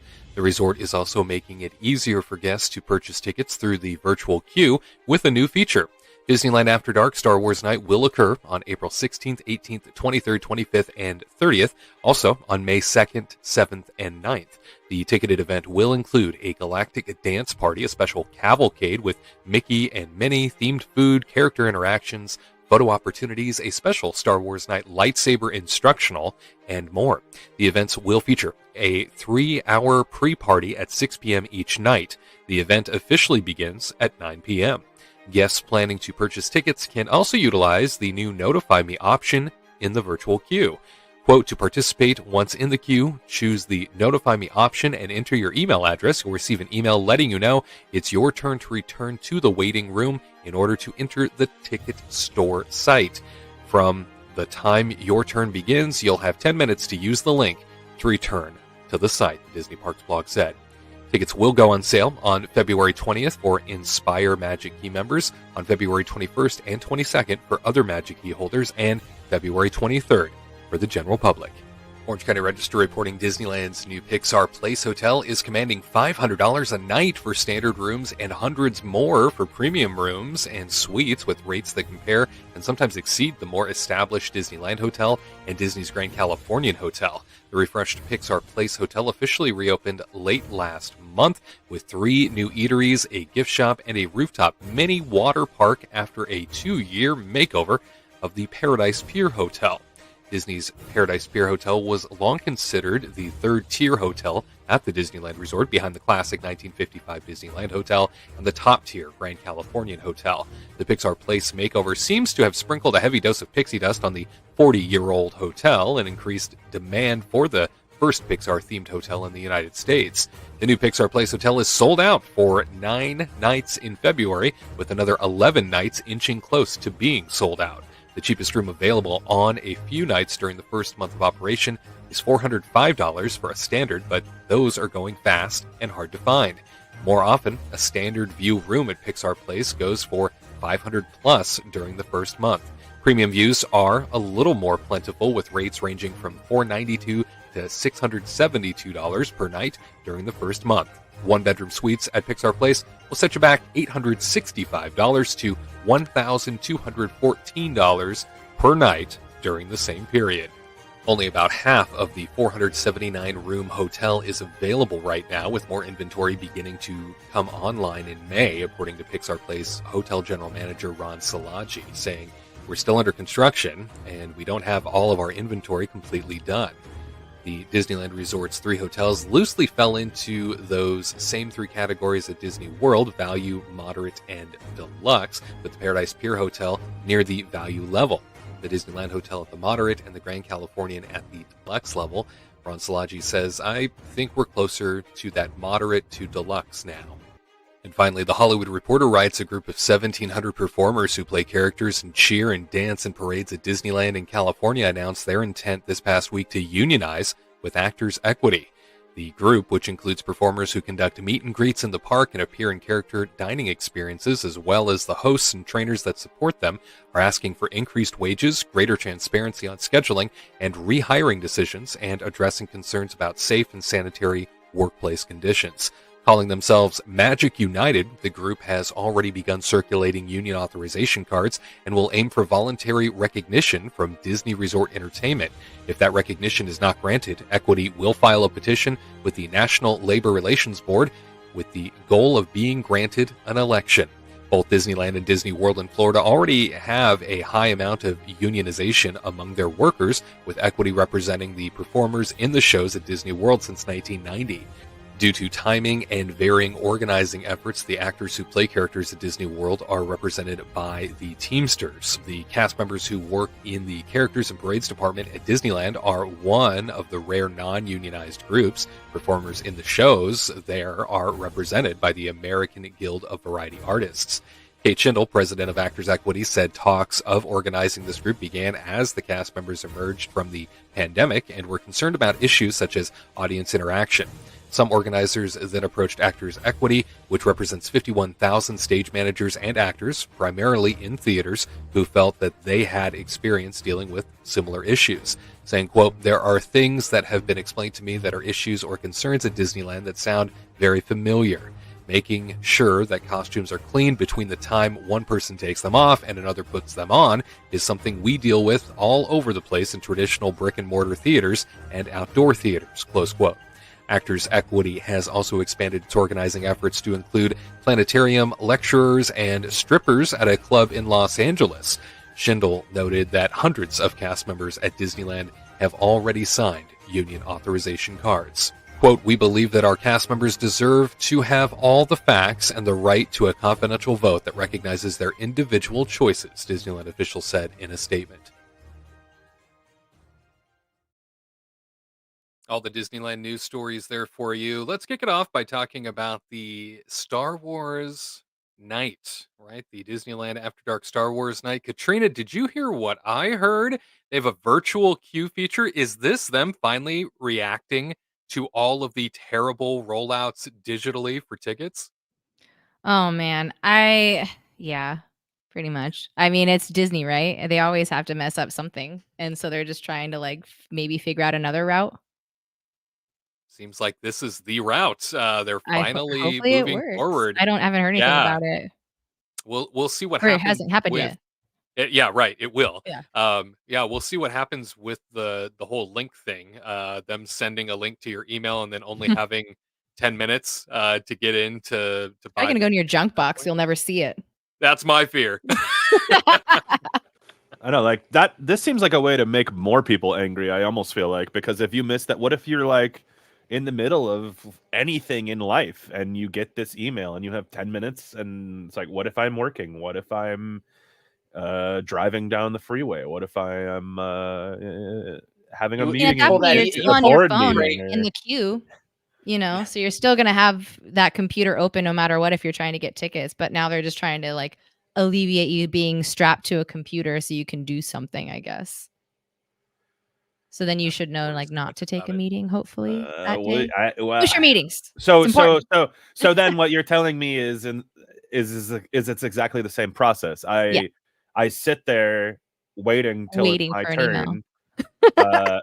So like I don't know, like That could go into your junk box. it doesn't really feel like it has changed too much. I think you're still gonna have to be pretty much free for that Glued day, to a not screen, knowing when right? you're not gonna know when you're gonna get that email. So isn't that the same thing as just being in line? Yeah. I don't I think really. honestly, I'd rather be in line versus an email because again, I'm still gonna like go about this whole junk email thing because I'm not gonna get a notification if I have a junk email coming in. So what am I supposed to do? Keep my emails open and just keep refreshing? And I guess Seems there's like it. really no indication as to how long you're gonna wait, unless that gets sent to you too. Like, oh, you can expect, Oh, within maybe. 2 hours to receive a link. I would hope they'd have Why that foresight, do but mobile? Like, why didn't they just send a push text or something? Like a text being like, check your email. We just sent it to you yeah, or an something alerts. like You're that. right. Yeah, Come on, I Yeah, guess Disney. why can't they just roll it into the app and just have it be Like a push notification. It's your yeah, turn. it's your turn to buy a ticket or See, Tyler? CEO right here. Why it not? is. It is the same reason why they have never embedded the reservation process into the app, and you have to leave every time in the app to go make a reservation on their website. It redirects you. It drives me Mhm. nuts that right. this is a part of the park going experience, and you can't even do it through the app. You have to go and log in again and go through the whole It's so process again stupid. anytime. Yeah, so what I do is I literally just go to Google and I type in Disneyland reservation and then I've hit it so many times. It's always the top thing. So I don't even go to the app to get my reservations. I just type in Disneyland reservation into Google and that's how I make my reservations. But that's not how it should be. You're 100% right. Wait, it's like ridiculous. And I kind of feel like this is another. It makes it sound good, like, oh yeah, you don't have to wait around, but really you are waiting around. You That's still do. Mhm. exactly what you're doing. That's exactly what you're doing. So You're gonna have to be glued to a screen, Garrett. I'm sorry. yeah. Yeah, no. I remember when they brought the the Walt Disney World annual passes online, and I got up at 5 a.m. For that, and the site crashed, and everything that could go wrong did go wrong.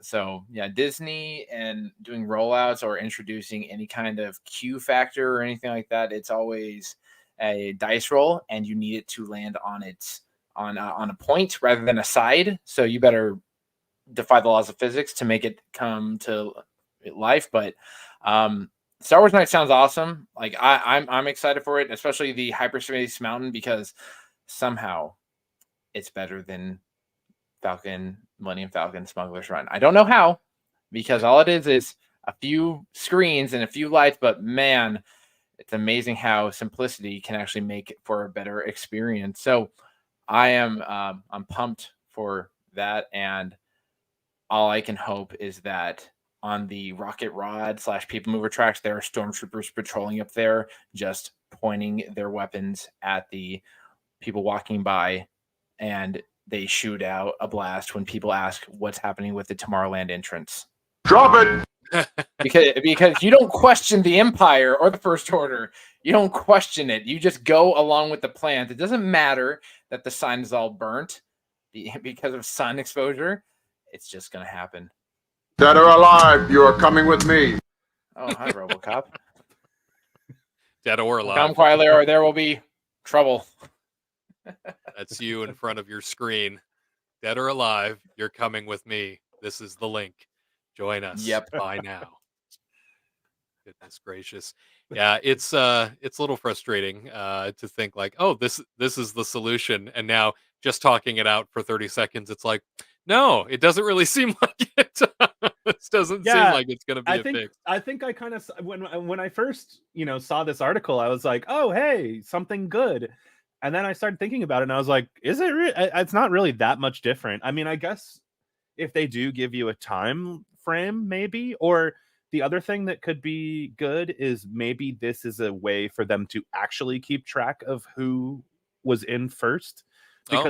Because sometimes I feel like when you do this, when you get in line on the website, it's kind of a random situation. Like sometimes people that when I'm monitoring Twitter or whatever, I'll see people say, oh yeah, I jumped in line at this time and then I got my passes at this time. And I'm like, wow, I got in line before you did and I still haven't had a chance to get my passes. So hopefully maybe this could make the timing work better. Maybe if you actually get in first, you will be first. And if that's the case, then that's a good change. Cross your fingers and hope for the best. Todd saying that why can't they simply fix their system and make it scalable so it can handle the traffic? He's like, I'm sorry, that's the computer nerd in me coming out, but the technology exists for them to handle the website traffic and prevent the slowdowns. Yeah, Todd, preach it. Preach it. We've said those things before, and we've had people come out of the woodworks that say they work in that type of field and that it's not as easy as we say it is, but I see other companies dealing with huge amounts of traffic, and I can't imagine that. We're talking about, I think with these Disney tickets, we're talking about maybe 100,000-ish people or so. Sure. When we're talking about like these massive video games, we're talking about like hundreds of thousands, maybe even 1 million people. So, and they still get it done. So why can't Disney get it done? That's my question. It's a great point. And Katrina, I often say it whenever we broach these subjects. Yes, this is the biggest media company in the world. Mhm. They can't figure this out, and it always seems to blow up in their face, especially on the Disneyland side. Disney World seems to have less of an issue as often. They do have it. Obviously, Garrett mentioned it here, moments ago, but it's more rare, it seems, on the East Coast to have these types of website problems, I guess, consistently. Whereas here, it feels like nearly every major release blows up in their face and has people raging and furious and irritated with the system and the product. And, Oh yeah. like you said, Tyler, you're hearing from people that got to their tickets long before you, and yet they came into the queue far later. Wait, how does that work? What's going on? Oh, Katrina, just fix it. Like, it's just so silly. Like, I just don't get it. I mean, I don't know why can't they just copy the system from Disney World? Or is it just that they just don't have, well, that's not true because the DVC thing happens at Disney World and then that has tons of people going on it every time it's released and that doesn't break. Why us? I think it's a smaller pool of people, but that's true. But also, I think this stuff is more complicated than we understand, to be honest. Like Well, Todd, the expert, Yeah, here well, saying Todd said.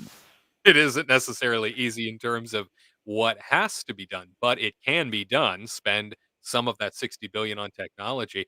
Yeah, if you want to Yeah. have a world-class experience, put your money where your mouth is. I think my thing with Disney too is that we're talking about, you always say like they're the biggest like multimedia corporation in the world, but if you really think about it, they don't delve that deeply into like computer systems and things like they are sure they work on R&D for like animatronics and like show systems and things like that, but when it comes down to the bottom line here, I just feel like this isn't something they focus on. They focus on movies, they focus on rides, television shows. Yeah. They're not they're not necessarily a technology corporation. And Todd, creativity make no organization. mistake, I trust me, Todd, I respect everything you bring to the table. I'm not poo-pooing on your computer science degree.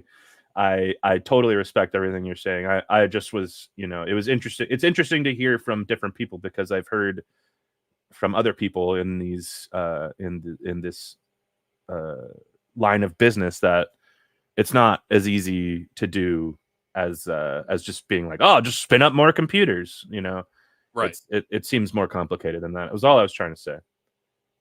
Well, No, I I hear you. Yeah. So does Gary. I think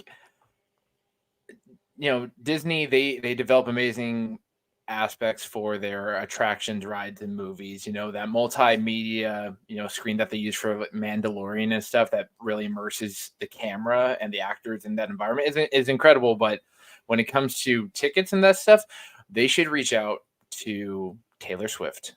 Yeah. And figure out who does her tickets for her concerts, because that system seems to work. I don't really see people, getting all hurt about the Taylor Swift tickets. And, this girl, she travels around the world and she just did something out in Tokyo. So maybe Tokyo Disney or the Oriental Land Company, maybe they know how to do virtual queues, because as we've expressed several times, they know how to do theme parks sometimes better than Disney. So maybe Oriental Land Company, they need to step in and say, listen, we're gonna take over. Disney, you've done a great job. We're gonna run the theme parks now. Yeah. What I think Disney excels at, frankly, is outsourcing what they need, because even you bringing up the Mandalorian shots, that was the bulk of the work was done by Epic Games. They made the Unreal Engine, and the Unreal Engine is what powers all that stuff. And so again, Disney didn't even dip their toes into the technology. They just spent money on getting it. Somebody else built that technology and then they spent money on getting it. So somebody's got to have some great technology out there to make these lines better, these virtual lines better. And maybe Disney just needs to buy it. I think that's, at the end of the day, that's kind of how they do things. And even we're looking at Smuggler's Run right now, and even this runs on Unreal Engine. This is an Unreal Engine situation here. So, they outsource a lot of their technology. They don't build it themselves. And oddly enough, they outsource a lot of their support, and it's a problem. And I think, I don't know if it's just not the right amount of investment or what it is, but notoriously here, about probably 10 years ago, 12 years ago, there was just a ridiculous sort of layoff of domestic IT professionals for Disney, and it was shifted to offshore. It was shifted to, essentially a third party to try and handle the majority of things. And, honestly, from my own experience working there, it would take several days to get something fixed just because you had to wait for someone offshore who didn't really understand what it was you were dealing with, because it was like playing telephone, to try and get something fixed. And you would have to really emphasize how significant of an impact issue it was in order to get somebody on the horn that was live, that could do something about it in the moment, because otherwise it would just go to a queuing system, and then somebody, I guess, on another continent would look at it when they got around to it. So it was even a problem for me just a few years ago, 5-6 years ago, when I was with the company. And to see that these IT issues still permeate, it's like, folks, you are the biggest media company in the world. Fix this, please. That's the least you could do for us as your esteemed, high-paying guests. Thank you. Yeah, that's the thing too. That's Yeah. also, I mean, you said, high pay, you threw that out there, high paying, but that's definitely something that Disney needs to recognize about itself, is that if you're gonna pivot yourself, if you're gonna pretend like you are, okay, pretend is a strong word. If you're gonna say you're the theme park destination of the world, which truthfully they are, they really are. They are. I mean, Disney goes above and beyond a lot of the other theme parks. Let's be real. You have to deliver on every front. You can't just back off on, certain lines. That's just not how it works. Like, if you start letting go on one line, then it's going to crumble. So when you're going to position yourself as the place in the world that you want to be, you better make it so. I couldn't agree with you more. Bob Smith saying, "Hey, wait, did I miss trivia time?" Bob, I'm sorry. We don't usually do trivia on this show. It's more of a deep dive on the stories, and then it's more focused on your feedback and your thoughts. So we don't typically do trivia on this broadcast. It's more on Kingdom Report Live, which returns next week. So something you can look forward to there. I wanted to move along trivia. here. Everybody loves trivia except you. Hey, I'm doing okay this year. I think I'm 1 for 2. Yeah, I'm in the 50% had range. We've had like 3 shows this year. Exactly. I'm 1 for 2. she's on a hot streak. Oh boy. Hey! At least I showed up to the first show of the year. Tyler wasn't even there. I had to carry everything, and Oh, Katrina put her faith in me. Okay, I hold don't on. know why she did that. Yeah, how dare I be sick for any reason This whatsoever? How Thank you for apologizing. how dare I feel terrible and not myself and not be able to join the show? That is so selfish of me. never again. I'm glad you can own up to your own mistakes, and I appreciate that maturity from you, Tyler. That's what a real CEO does. He's got a puke! Oh, What is this? these people, I tell you, at each other's throat. Wade left knows and exactly right. what that soundbite is. I do. I feel like I don't want to describe it into too much detail. I just want to let it speak for itself. And if you know, you know, and if you don't, you know. You know. Yeah. Well, we move along to the new Pixar Place Hotel. Yes, it's open, but is it worth $500 per night, Katrina? No. It's just so sad. Like right now they're charging so much and they're not even done with the hotel yet. So you still have an option, or you still have like a way of getting an older room even though you're getting this price point, because they haven't finished the whole thing yet. So that's a bummer. So if you're spending $500 on a new room, think again. You might get one of the older rooms. So you have to like specifically ask for the newer rooms. But then again, it's just slapping on wallpaper. It's just still exactly the same room as before. They just changed up the print on the bed sheets to add a ball, and they put, they changed up the bathroom, that's for sure. So that's nice. They still they added a little bit newer things here and there. But I mean, I don't think that lamp's going to be there forever on the table. I think a lot of people are going to be messing with it and breaking it or something like that. So some of these things, they may be looking nice right now, but then they're slowly going to be taken away. But for this old hotel that's not even new, I feel like that's like they're being like they're slapping a pretty high price tag for something that's just, duct taped together. I mean, you're pretty much paying a lot of the stuff for like the newer, like the updated pool. It's not a new pool. It's like redone pool, the new pool bar, and like their little restaurant that they have downstairs. That's not even owned by Disney. It's owned by another company. Right. It seems like pretty a high price tag for something that should be a moderate hotel, not a deluxe. The skeleton is still the same, much like what they did with the Disneyland Hotel, other than the new Discovery Tower, right? It's the same skeleton. They just, I hate to use this term because it kind of sounds derogatory, but yeah, it's like putting lipstick on a pig.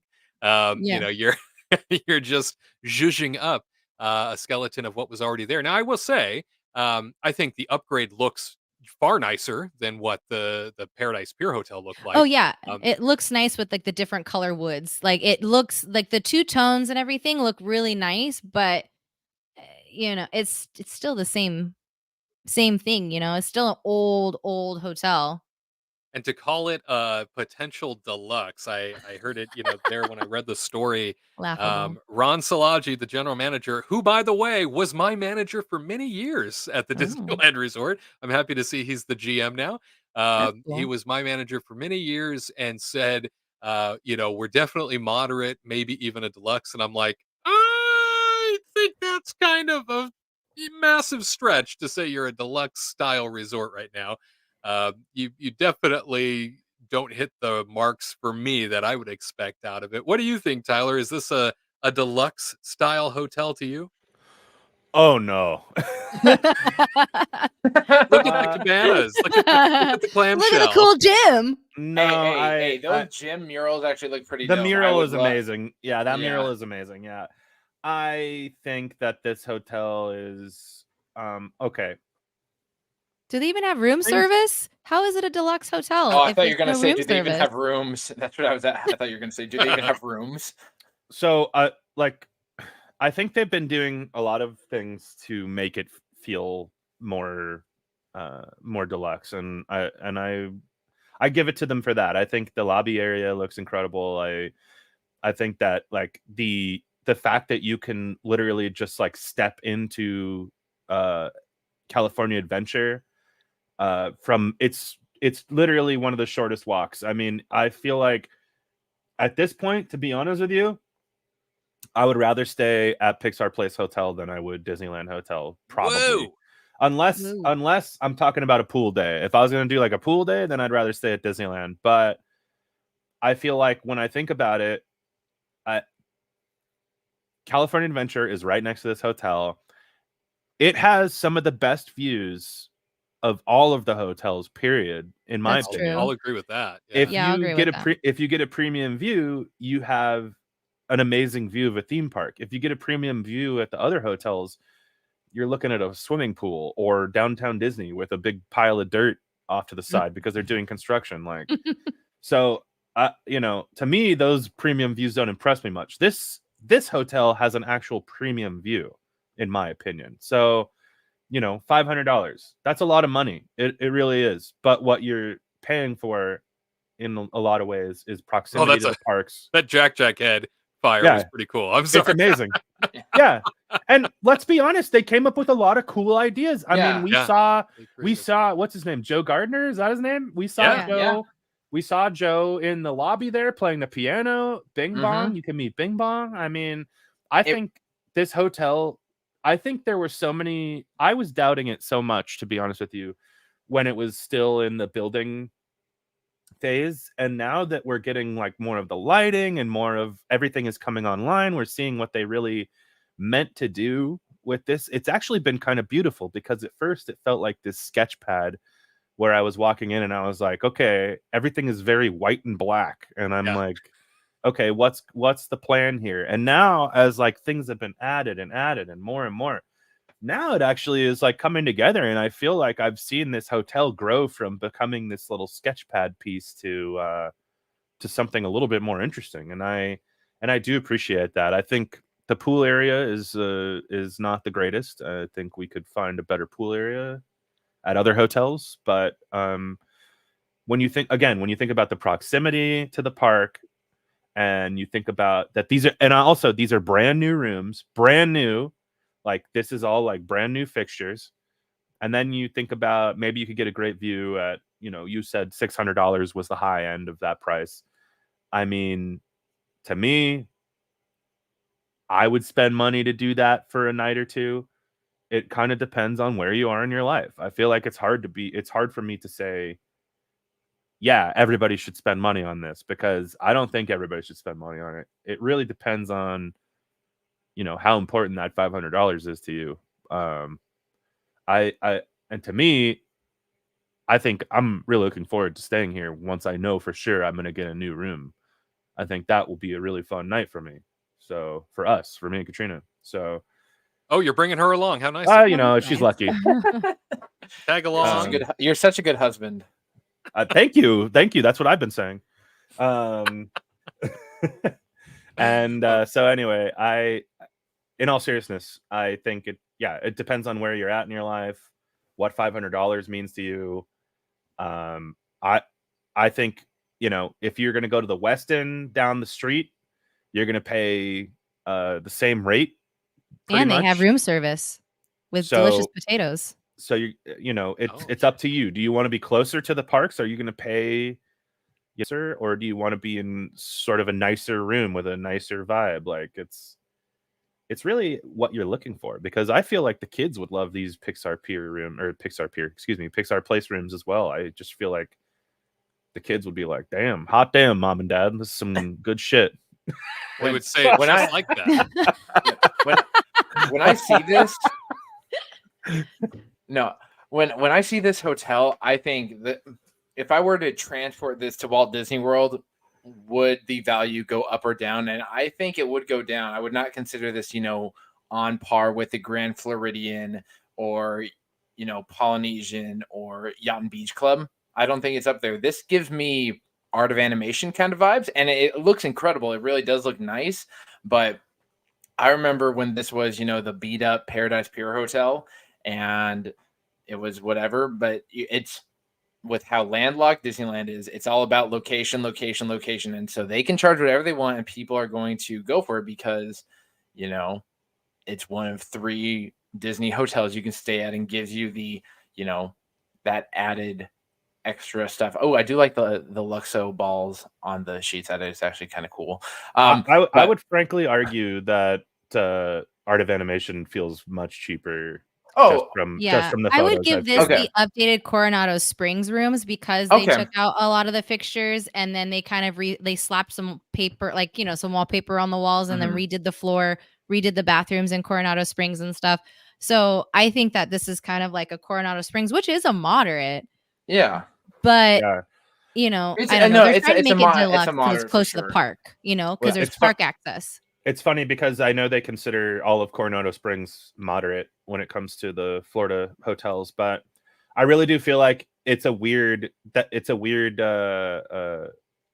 upper moderate. It's a weird example, because if you're in the Grandestino Towers, I would consider it much more deluxe. Yes. But if it depends. But if you're in the rest of it, it does feel more moderate. So it really, you know, I think it really straddles that line, and I feel like this Pixar Place Hotel kind of straddles the line as well, to be honest. Yeah.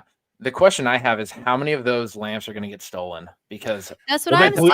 I saw that, and I'm like, yo, that was pretty. Like a couple screwdrivers, I can get that sucker out, and I think they're glued down. What I'm more afraid of is that they're going to be broken. I think they're just going to be broken. Is really what it's going to be, because you know every little kid is going to go in there and be like, "Holy smokes, it's the lamp!" And then they're going to the kid's going to be like, "Why isn't it jumping on the ball, Mom?" Sure. Yeah. It's supposed to jump on the ball. Dun, dun, dun, dun, dun, dun. You got him. Listen. But Nemo's cove looks really cute, but it does look amazing. I mean, this is a great upgrade for the pool area, because that pool area was so sad before.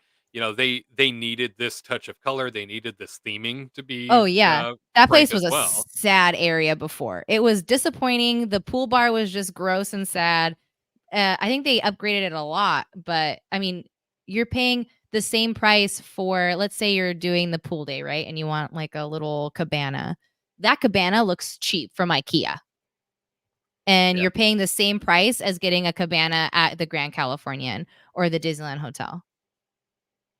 Yeah. And it's just disappointing. That's definitely not I wouldn't do that. That's definitely not what I would be doing with my money, but no. I mean, look at the the lobby's gorgeous. It gives me a contemporary vibe.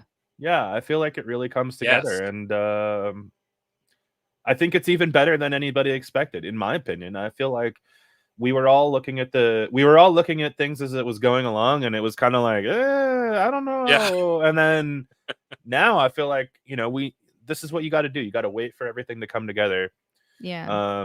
I feel like the same thing happened with Super Nintendo World and over there at Universal Studios Hollywood. Like when it was first opening, everybody was like, "Oh, this is ugly. What about this sight line? What about that?" And it's just like you got to give them a little bit of time to get their business together. And I think we have with Pixar Place, and I think it. Listen, they're putting lipstick on a pig, but it's fantastic lipstick, Garrett. That's some rouge right there. Yeah. I like how, like, as we're talking about this, the cat Machiavelli from Luca is just like staring down at us, be like, "You're gonna spend $500 to stay here. Who do you think you are? Like you're gonna eat some pasta? No. It's gonna be $500." Even this little. Oh no! But yeah, that's right. Like even thing, I want that. I've got screwdrivers. I can steal that. It's just even the fun little things like watching that little girl play with the bao buns. I mean, that's just smart. That's just smart stuff, and you have to give it up to them for designing something fun in such a small. They had such a small footprint to work with. Really, I don't know. Well, that pool deck, by the way, always had a ridiculous amount of extra space that was never utilized. Right. And to see them finally turn that area into like true recreational fun that's relatively free. Right, the majority of activities up there, they're all free, and it's a place where Bing Bong hangs out, and you can go meet him. I mean, Bing Bong's the bomb. That space is brilliant to have done that in that area, and to finally maximize. Because you're right, they don't have a lot of space to work with. So what they did have, I think they maximized it to the best of their ability. It looks good. Oh yeah, I definitely agree. I think that again, like when we've stayed there. Here's the other thing too. We've stayed there while it was like full under construction. There was literally nothing to do at that hotel, and it was still like almost $400 a night. Like, so I almost figured when they were going to complete this renovation, they were going to start charging like $600, $700 for like a standard room. That's so crazy. You're in the opposite way. Okay. Oh my God. Well, no. Here's the thing that you got. The majority of us, we all know that's insane pricing, right? Yeah. But here's the problem. They sell that stuff. They sell it. And when they sell it, why do they need to there's no reason for them to lower the prices. So I'm just being realistic. I expected the prices to soar. And the fact that you could still stay there for a very similar price as to when you could stay there when the whole hotel was just a complete disaster. To me, I'm kind of surprised by that. You're not wrong. Now that you like speak it out this way, I guess I wasn't thinking about it that way, but you're absolutely right. This is something they could have sold for even more. Is it ridiculous now in price? Yes, but this is how much is their club level going to be though? That's what I'm curious. I'm curious about the club level. Yeah, I really want to, and I've seen photos of the club level, and I think it looks pretty fun. And I want to wake up call. No windows, which is Tim no windows, and Tom Hanks. If I'm staying at the club level, I want Woody and Buzz waking me up as I go to the parks. Oh, it won't be Tom Hanks though. It would be his brother. Yeah. Bob Hanks. Reginald Hanks. No, I can't remember what his brother's name is, but I don't know. But it's a well-known fact that anytime you hear Woody speak, if it's not in one of the main movies, it is his brother. It is Tom Hanks's brother. I like how he doesn't even get a name. Okay, well now you're. I do love watching that interview of Tom admitting it too. He's like, "Oh yeah, that's not me." Like on the doll, he's like, "Oh, that's my brother's voice." Jim Hanks. Keep it in the family. Well, when they do Jim Hanks has spoken for Woody more than Tom has. No, I'll take a call from. I'll take a call from any Hanks. But when they Colin, if Colin Hanks, sure. I don't think you want. Yeah, I don't think you want the other Hanks. What's his name? Shoot. What's his son? Yeah, I can't think of the guy's Colin. name. No, there's another son that we don't speak of. Yeah, there's the son that they act like doesn't exist because he's so terrible. Yeah. Okay. Well, I don't want that one. From that guy. But when they do the Disneyland forward stuff, if it ever comes to fruition, then this piece of land and this location will definitely be worth a lot more, and I could see that price hike up even more. Right now they have that exclusive little side entrance, which is nice, but if they really put a good chunk of change in expanding the parks, then this place will be the go-to spot because you'll be the closest thing to the parks unless the Disneyland Hotel suddenly gets a special entrance into Disneyland. That's also a great point, Garrett, because I fully believe in the next 10 years that hotel is going to be surrounded by theme park. So I think you're right. We've seen the artwork, right? Yeah, It's coming. exactly. So I really do believe that pretty soon here, all of those hotel rooms are going to have a great view of a theme park.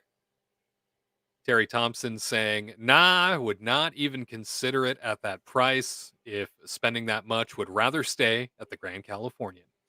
They have better but Aperol spritzes there. Frankly, Yeah, the they Grand do. is almost twice the price, though, on a normal day. Like, you're going to spend $700, $800 on a standard, you know? With no Well, view. it's only like $20 to sleep in the parking lot. 30. 30 now, sir. What about with an Inflation's annual a key. even with an annual pass is $30? Yeah, there's like one annual pass that gives you parking, and that's still pretty expensive to get that annual pass. All the other ones you have to pay.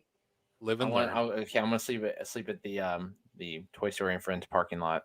People say park at the what is it called? The garden walk because it's Garden cheaper. walk. Yeah. That's Park the at the parking hack. garage over there. Mhm. Absolutely. Bob Smith saying, I'll stick with my DVC at Grand California. Well, yeah. I mean, if you got the DVC over there, You got the would points. you go anywhere Yeah. else? I mean, Yeah.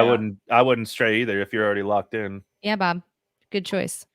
Chris saying, I find it so cool. Joe Gardner character plays the piano is something unique, along with Bing Bong. Yeah, I agree. You know, I know we mentioned it here a few minutes ago, but that having him in the lobby playing the piano is such a great touch. And yes, Bing Bong as a character meet and greet, especially being a character we haven't really seen anywhere up Right. until now. I mean, this was done right for this hotel, and I'm so glad that entertainment wise that they're layering it perfectly the first time. My concern is it's always the first thing to get cut whenever there's a need to remove budget. So I'm fearful that this won't last long. So it's like, oh, I really want to go and experience it now because I have a feeling in a year from now we might be saying, remember when Joel used to Or sit there playing the piano?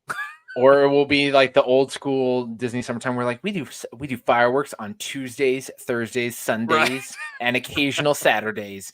Be sure to check your app. Like it'll be like Joel will be there on the 30th of February and also on the 2nd of March from 2 to 2:30.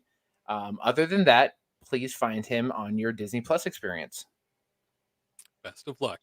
Terry saying wallpaper change or not, it will always be the Pan Pacific Hotel. Oh, LOL. man. Oh, taking it way back. Way back, All right. Terry. My goodness. Yes, back before it was Disney owned, it was the Pan Pacific Hotel, a Japanese owned property.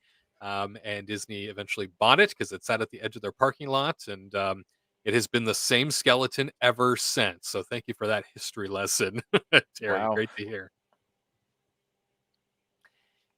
And we also see here Michael saying, enjoying the day and the broadcast. Michael, we enjoy you being here. What an honor, as always. Cheers to you, sir. Cheers to you, Michael. Cheers to you. I also saw that Michael said, thank you, team, that Garrett's signal is loud and clear. Yes, upgrades matter, Michael. People like you, we know, we've heard it for a very long time. Often Garrett, especially when he was in the parks for us on a weekly basis, that was always a nightmare because we were dealing with wind and we were always dealing with conditions of atmosphere. And it was very hard to get a really good quality mic. And you can't enter a park with a professional microphone, or at least you're not supposed to. A lot of times they'll stop you. So yeah, they stop you. There were times where even I would be outside the park just because I couldn't, get a park pass when this was still, under the park reservations back in the COVID days. And I would, have a setup on a tree and Disney security would walk by and I would notice them. And I'm thinking, I'm not doing anything wrong. I'm not breaking any rules. I'm just standing here talking to my phone. And yeah. People that walk in with like the huge, like we do not have a boom over my head as we're filming. We do not have a whole hair and makeup crew with me, even though I deserve one. Let's be fair. Let's be honest. I deserve one. Oh, nobody deserves to touch that hair. No, but I want there to be people that can admire it. But Oh, yes. yeah, we've invested so that way I come out nice and clear, and yeah, I appreciate you noticing that. Definitely so. Yes, long time coming, and hopefully now you will always hear that sultry tone of Sultry. his. Just perfect. Just perfect. Yeah, Yeah, I've it's noticed a a lot of nice walking seagull. when I've had to bring in equipment into the parks for previous jobs and whatnot too. I've also noticed a lot of people just don't really. A lot of the people that work there don't actually know the rules fully, and so Ah. they'll give you a hard time when they don't even really know what they're talking about.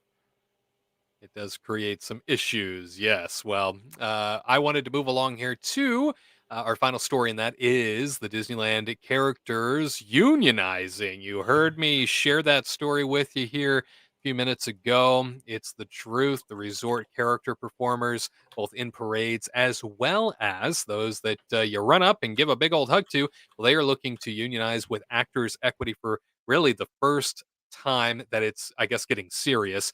I was a part of entertainment in a greater sense at Disneyland for the longest time in a leadership position. And yes, it was notoriously a non union area.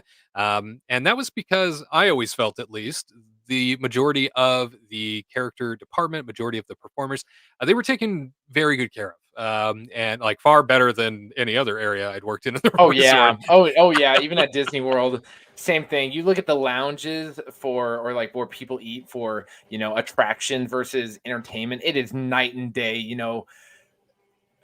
When I was in the college program, we'd have Powerade and nice cold water and couches and nice TVs. Everyone else like some 1985 TV with a hole in it, and sitting on broken Tinfoil. glass. Yeah.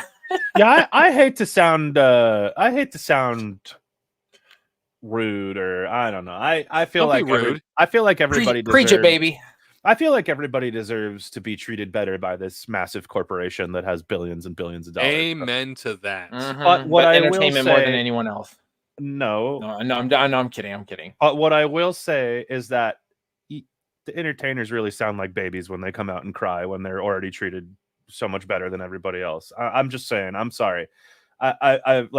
There's so many. I want them to be treated great. I really do. I'm not saying I don't. They deserve it. But everybody deserves it, and I just feel like the entertainers already get treated better than everybody else. So it's hard for me They do, hands down. It's hard for me to be that sad for them, to be honest. It Yeah. was I agree with that. definitely a wake-up call, I think, to the resort that, the characters are and the performers are wanting to finally unionize after all these years. I mean, there've been murmurs before over the decades, like, "Oh, it's gonna happen," and then, it was always a soft murmur, though. It was never really more than that, and now it's official, in terms of the majority of performers sort of signing on and agreeing and coming together for this. And what I think they pointed to in the story, at least, was more so coming through the pandemic era, being that was what really concerned them, the way things are being handled then. Now, yes, I was long gone by that point, and a lot of the folks that I worked with, that were part of leadership on that team and in that area, they too, were laid off as part of Disney's pandemic restructuring, and so many of those folks didn't come back either. Period, or they didn't come back in the same positions, or there was a variety of things that ended up happening to a lot of those folks. So when I first read this story, I reached out to some folks that used to work in this area and said, is this a surprise? And they said, yeah, it is, because we always tried to do everything we could to make it comfortable and pleasant and wonderful. And you two are right. Entertainment and entertainers always got treated. They were put on a pedestal versus everybody else that worked in that park. I mean, And when it's I the worked same for Disney World. when I worked in custodial, I was there for about 8 months, and I tell you, Tell me. the entertainers. I'm just saying. I'm just straight up. They could not care less that you existed. Yeah. Like I would walk by and I would try. And I'm thinking to myself, oh, we all work for the same company. Let's all just be friendly. And I would try and give them a little nod or hey, how's it going, or whatever. The hierarchy. And they would literally ignore you. Like, Rude. and so I'm just kind of like, No, I'm Okay, I'm with okay, you. fake Merida, you're not Wow. that cool. Like, okay, fake Merida. Merida, like, okay, you have a wig on and somebody puts some makeup on Whoa, you and why you do a little you're ruining the Irish magic for me. accent, and so that means Scottish. It's you're Scottish. better than me. I think Scottish. you did. Appreciate If you're gonna insult, make sure you do it properly. That's what Randall and Monster Inc. said. That's what Mike said in Monster Inc. No, you're right, Tyler, because I remember when I did the college program and I found out I was going to be a performer. I was through the roof because it's such a small little group. But then I learned how, because of how certain performers treat non-performers, there becomes a distance between the two. And so I would talk to other college program kids, and they said, "Oh, I'm attracted." And I'm like, "Oh, I'm a performer," and they would shut off immediately because they thought I was elitist and something like that. And I always just wanted to be friends with everyone. And then I saw, as time went by, how even within the performer and entertainment group, there are different levels of how like elite you think you are. Like if you're equity, if you're a dancer, or if you're only doing parades, or if you if you perform as certain characters, you behave certain ways. And so I learned very quickly how there are disconnects, and how everyone should be treated equally. Entertainment definitely gets doted on because you're the one making the pictures and bringing in all this, because people come for the entertainment and all that. But the people that worked, Casey's Corner or all these other high volume areas, they deserve love and they deserve some nice stuff. But hats off to the performers looking to unionize with equity. Best of luck. Disney is a company where they seem to work better with unions than, say, Amazon or Starbucks. So I'm curious to see how it will go, because Disney knows that without performers, they can't do their job. Yeah. Or they you don't want to go to a park and see, Mortimer Mouse. You go to see Mickey Mouse. Right. Make no mistake again for me that I do think that do I want them to unionize and get something better? Yes, I 100% do. I'm when I weigh it out between giant billion dollar corporation and these poor people just trying to get a job and some acting, yes, I would rather have the people come away with something a little more. I just feel like even down to here's the thing is I think a lot of people too would say like, well, they're the entertain. It's kind of what you were just alluding to. They're the entertainers. They're the ones that are in the pictures. They're making people happy.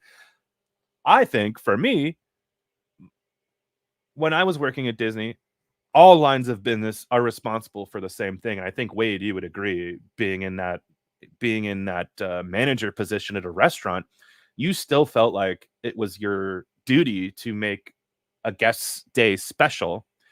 And I would say that being in my custodial outfit with my broom and my little specks of poop on my shoes, that it's way harder for me to go out there and make a guest happy than it is for somebody who's putting a Mickey Mouse helmet on. So I just kind of feel like we're all working towards the same thing, and right.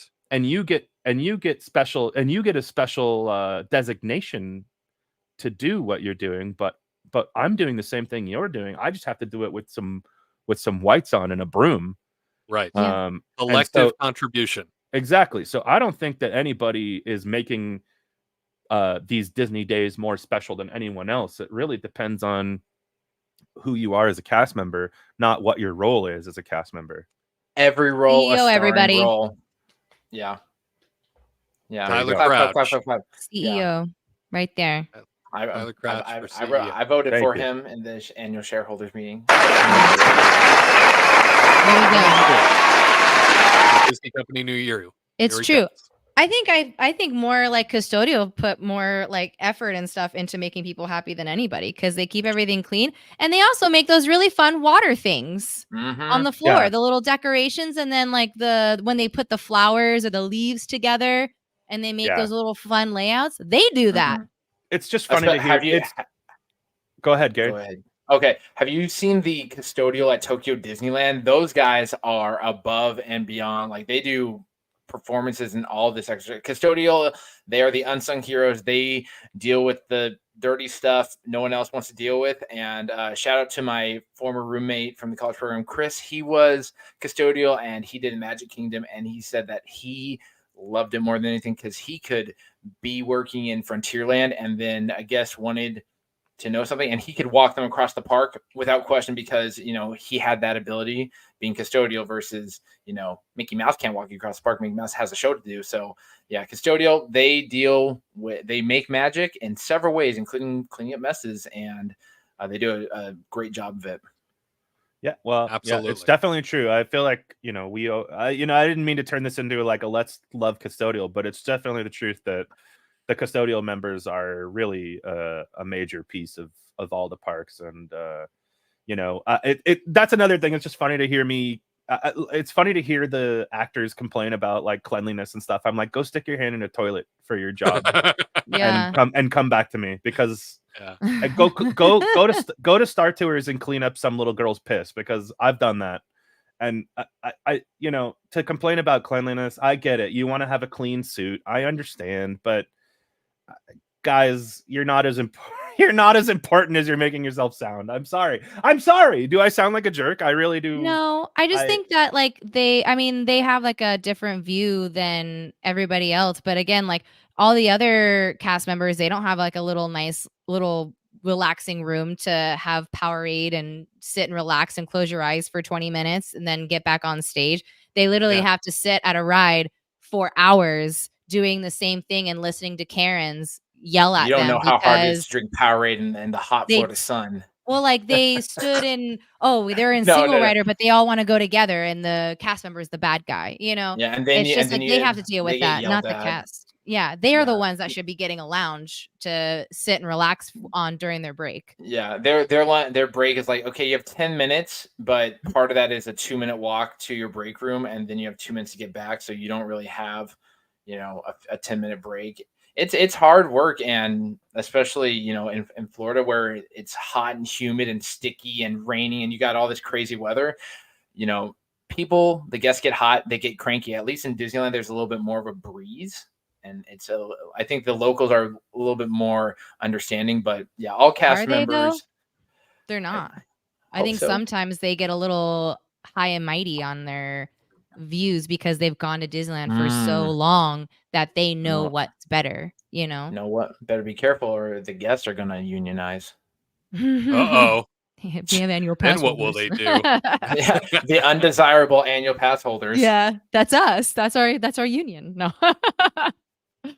Terry saying some of the most magical moments have been with the restaurant cast members and the people who set up the parade ropes. Yeah, they're we were fun saying, people. Collective contributions. I've worked in a variety of roles at the Disneyland Resort where it was everything from parking lots to valet to hotels to restaurants to operations training to Dream Squad, which still the best job to this day. To entertainment, imaging, you name it. I've done a lot of the operational side, both as a frontline cast member and in leadership. And I have to tell you that it is an equal contribution across the board. It is everybody that makes that experience because it can't just be one person. It can't just be a character. There are so many different pieces that need to be put into place before that character can even make it out on stage, as they call it, make it out into the park to be seen, right? There are so many elements that have to be primed and readied for them before it can be the most perfect moment for engagement.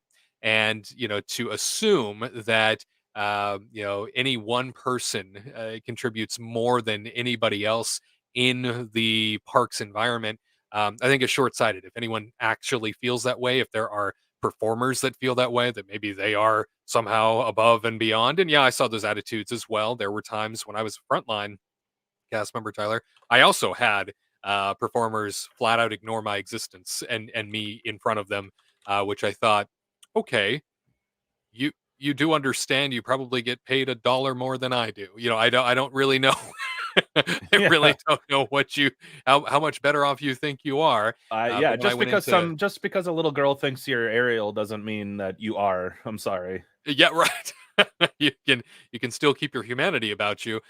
When I went into leadership in that realm within entertainment and imaging and working with the characters so often and creating new experiences for characters within the dining realm, which kind of leveraged a lot of the different experiences I had as a leader across the board.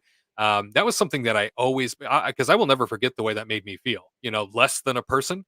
That's not appropriate. That is so disrespectful, and so that was something that I constantly harped on to any of our teams was, hey, you are the same name badge as everybody else. Yours just happens to be under, a costume. Yours happens to be under, somebody else's face, basically. And you better show up with the same amount of respect that everyone else does for you because we're all in this together. Knock it off.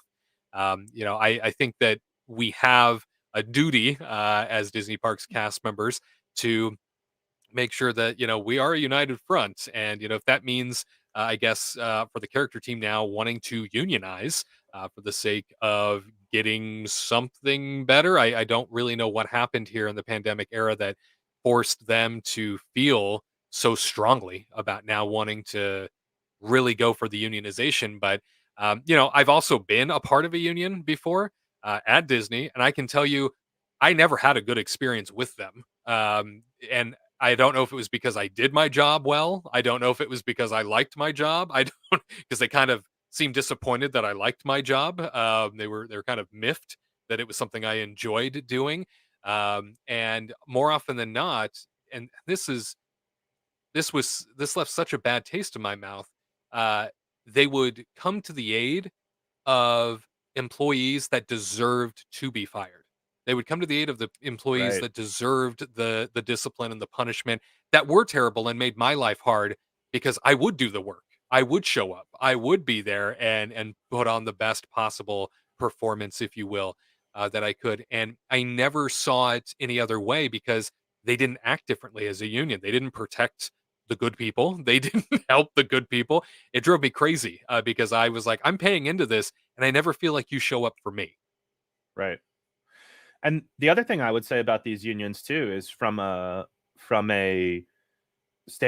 guest standpoint is that they and listen, I understand that they're trying to make their people's lives easier. And I respect that, and Sure. everybody deserves to have a fair way of life, a fair job. I respect that. But even during all this COVID stuff, the unions were like getting in the way of Disney reopening. Like they 100% were. It was the front turnstile unions were like not, they were saying, you can't have other cast members be at the front gates. It has to be these front gate cast members only. And with other restaurants that were trying to open, it was like, nope, it has to be these cast members. It has to be these cast members only. You can't open up without these cast members. And you know what? I hate to say it, but at a certain point, if somebody's willing to do something for the money, then you should just let that person do it and not have this union step in the way. Like, I don't know. I feel like the unions, they help, but also a lot of times they get in the way. They really are just like, they're not really for individuals. They just have this overarching thought process that sometimes is going to get in the way of a certain individual. Like Wade was just alluding to, of having to work with people that just do not deserve to be defended. Yeah, they would and- always end up saving them in the end. And I thought, and I, like I said, it left a bad taste in my mouth because I would see people that would need to be defended, that were good at their jobs, that liked working there. And it felt like the union never backed them up nearly as ferociously as they did these poor performers, as they did these people that kind of banged the drum of the union and were like, yeah, like we need more representation from them. Yeah. And it always felt like a clear divide to me when I was a part of that union, that it was like, if you enjoyed what you did, the union didn't necessarily side with you very often. They didn't necessarily want to spend time with you. It was always with these folks who hated the company or, looked at the employer as a villain. And I was like, they're also paying your wage. Like like you're making a living here and they're giving you that money. I'm not saying it's always the most. In fact, it was probably the least in my life, but I sure was happy. I still had a good time. And Diana's saying here in chat, same way with the teachers union. Agreed, Wade. And I know it's like this in certain places where it seems like all they come to the aid of are those who are doing wrong. And that's not fair for those folks who show up and are doing the best job possible. I see Judith saying it sounds like the person who did their job and did it well were frowned upon and probably looked like a threat to them. And I've seen that too. It does seem that way because that was what was the example over and over again from the union. I was a part of a union at one point that ended up doing a one-day walkout during the world premiere of World of Color. Every executive was in town. Bob Iger was there. Everyone was there. And the hotel union decided, which I think at that point we'd been operating without a contract for like a year and a half. And Disney wasn't giving in. And they were like, you're ridiculous. No, we're not going to give you free healthcare. Nobody gets that at Disney. That's what we wanted, apparently. They were holding out for free healthcare. And so no other union got that for their people. And yet the hotel union was like, oh, we're going to get it. So I remember that one day strike happening and everybody that showed up to work that day, for the most part, was out on Disneyland Drive protesting back behind California Adventure in front of the hotels. And there was no one, by and large, to run the hotel properties because they were all out on the street. And so everybody that had come for World of Color, the guests especially, that had saved and planned and couldn't wait to see this new epic nighttime spectacular that ushered in the very best of what California Adventure is now, they were going to be severely disappointed because nobody was going to be there to greet them, to help them, to take them to their room, to clean their rooms, anything. So management came in mass from the parks to take on these frontline responsibilities. I saw managers running around with custodial items, with housekeeping items, in bellman attire. And I came in that day. I was one of two people.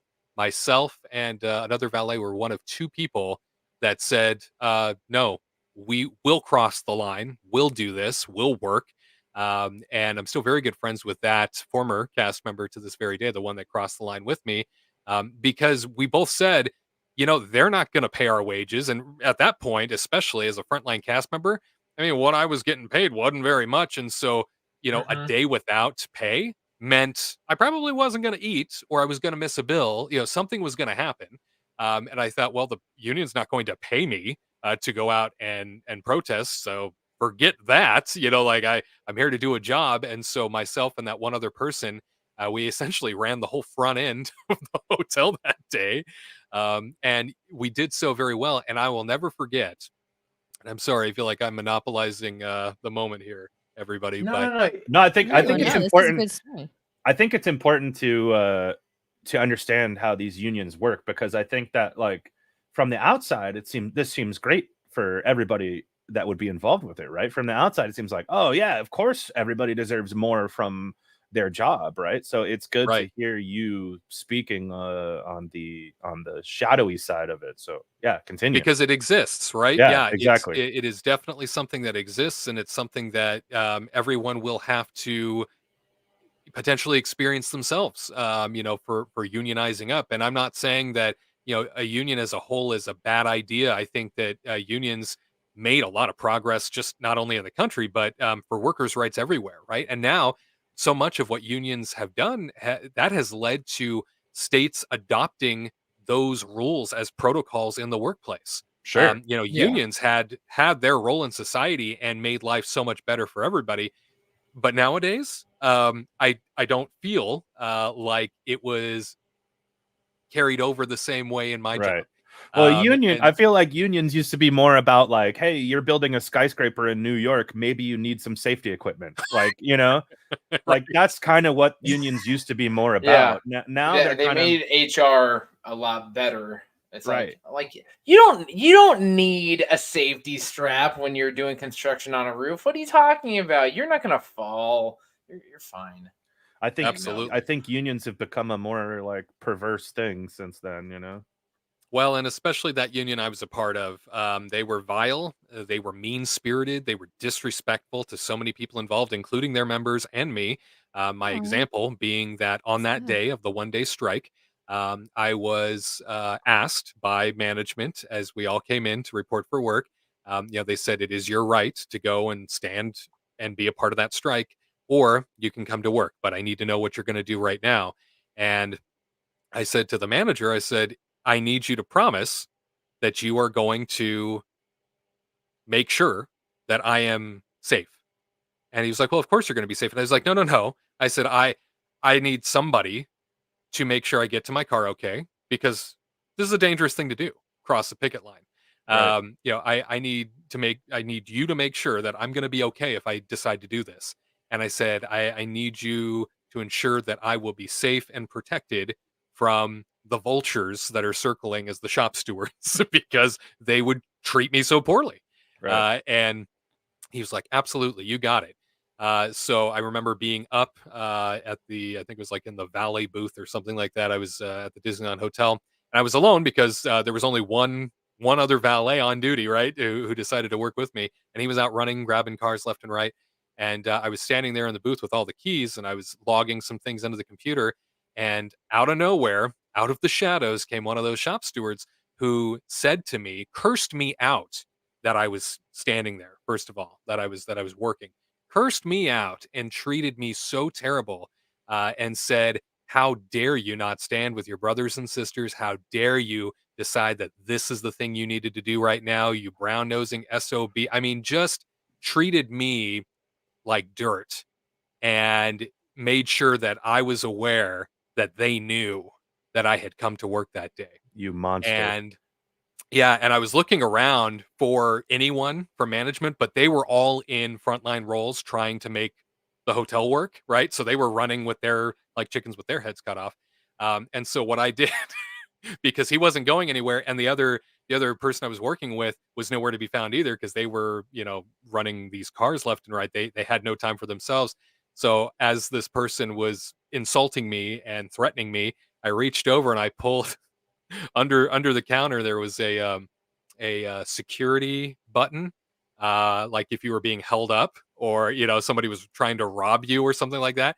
I reached over and I hit that button, and within about minute and a half, out came security, Anaheim police. I mean, they they all descended on Wow. this area. Yeah. Because that shop steward and nobody from the union was allowed to be on property that day because they chose to strike.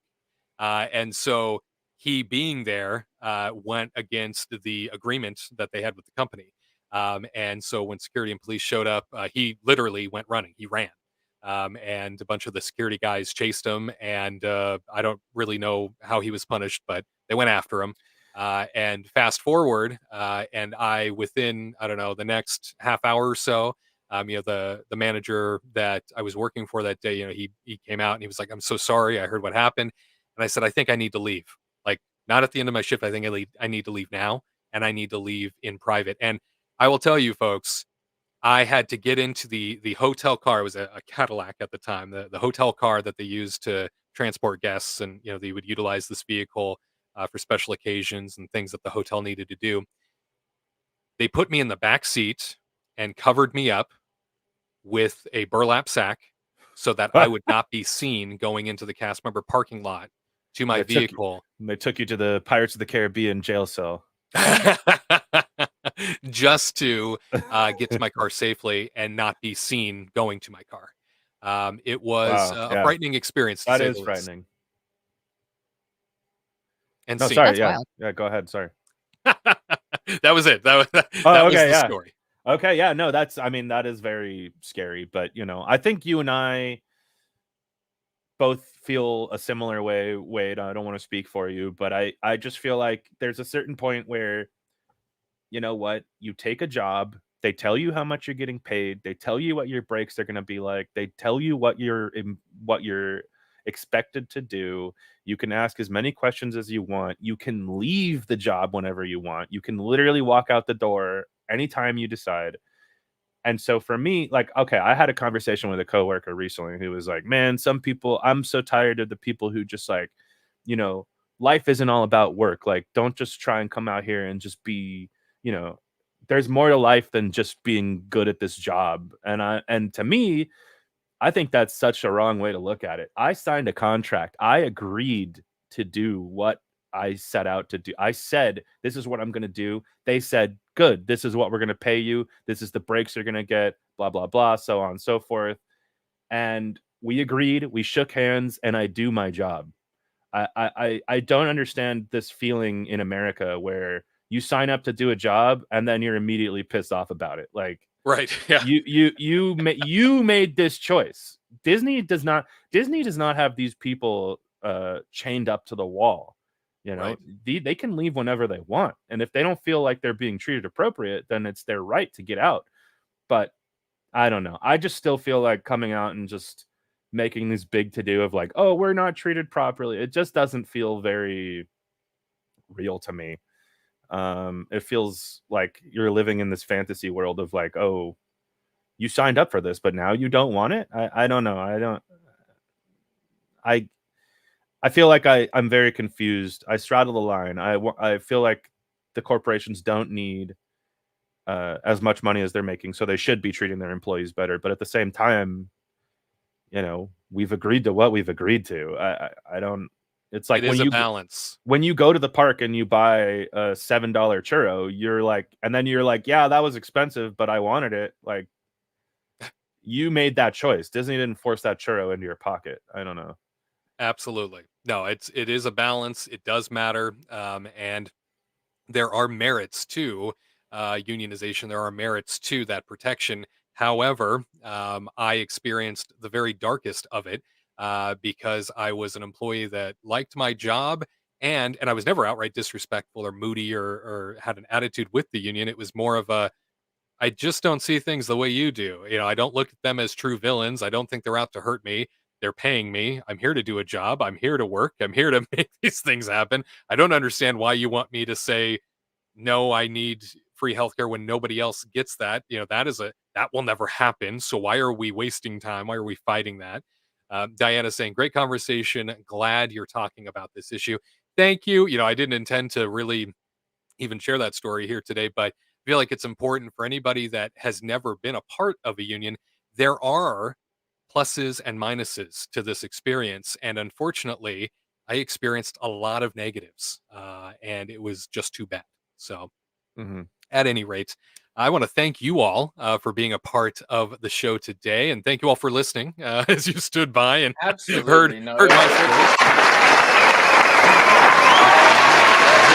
You all did as well. Live.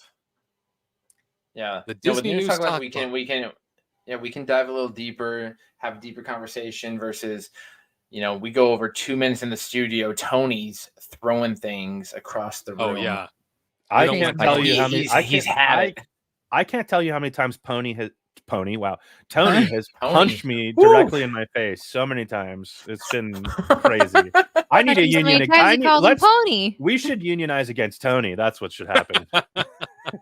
It's a little peaceful when he's not around. Am I right? I mean, God, he makes life hell on all of us. He's always winning trivia because apparently he was there when these things were built. You're like, in 1957. Oh man, I was there. I remember that day. Actually, I met Glenn Close when she was on set, and it's like, what? He does have a lot of life experience. Tony is he does. He's the guy. He's the guy's like, we want someone under the age of 40 with 35 years of experience. He's like, I've got that. Since I was 2 years old, I've been working. He's been at it forever. He knows all the stars in Hollywood. The guy is he's an enigma on top of it. So yeah, it's just incredible. It's incredible that he waits in that dungeon every week until we come back. He's been there for almost a month at this point because we haven't done his show. Crazy. He's been in his dungeon locked up. I hope you left him enough food. I did. I'm worried about the water supply at this point, but yeah, I definitely did. Terry saying we really value your perspectives. Terry, thank you so much as always for tuning in and being a part of the show, and always your encouragement means so much. But we will wrap things up here. I wish the three of you well. It's always great getting together to chat all things Disney, and no doubt we will be back in front of cameras next Saturday for a Kingdom Heck Report yeah. Live. Who's ready? I'm raising my Me. hand. Oh, You I've can't never see been it. so I'm raising. ready. I'm raising my hand. You can't see it though. I believe Alrighty. you. I believe you. Yes. Well, I'm looking forward to it. I can't wait to bring the gang back together in person. Garrett virtually speaking, but all of us seeing each other's beautiful faces once again next Saturday, 3 p.m. Eastern, 12 p.m. Pacific, for an all-new Kingdom Report Live. For those of you that were with us this week for News Talk Live, a big old thanks. And as a reminder, you can get your very own copy of my new book, Standalone, The Walt Disney Way. You can win your copy by entering the phrase that pays underneath this video right after the live show is over. What is that phrase that pays? Well, you need to go back to the start of the broadcast to find that. Oh, yes, that's a teaser. We'll see you next week, everybody. Enjoy yourselves some magic until we meet again. PD. Hey. I can't sleep. Why? Do you want to go to Disney? Yes. What if we went to Disney World today? We really are. Really are. We really are. Are we literally going to Disney?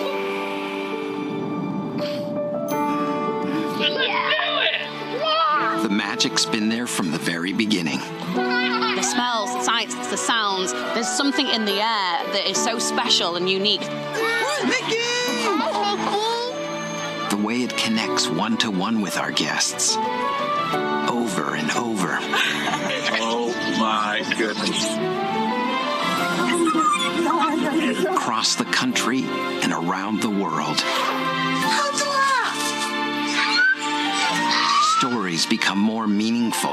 Which one would you like to choose? The Hulk. I can't wait to see a princess. I'm so excited. You look like a really good Buzz Lightyear. I want to fly. Stories become more personal.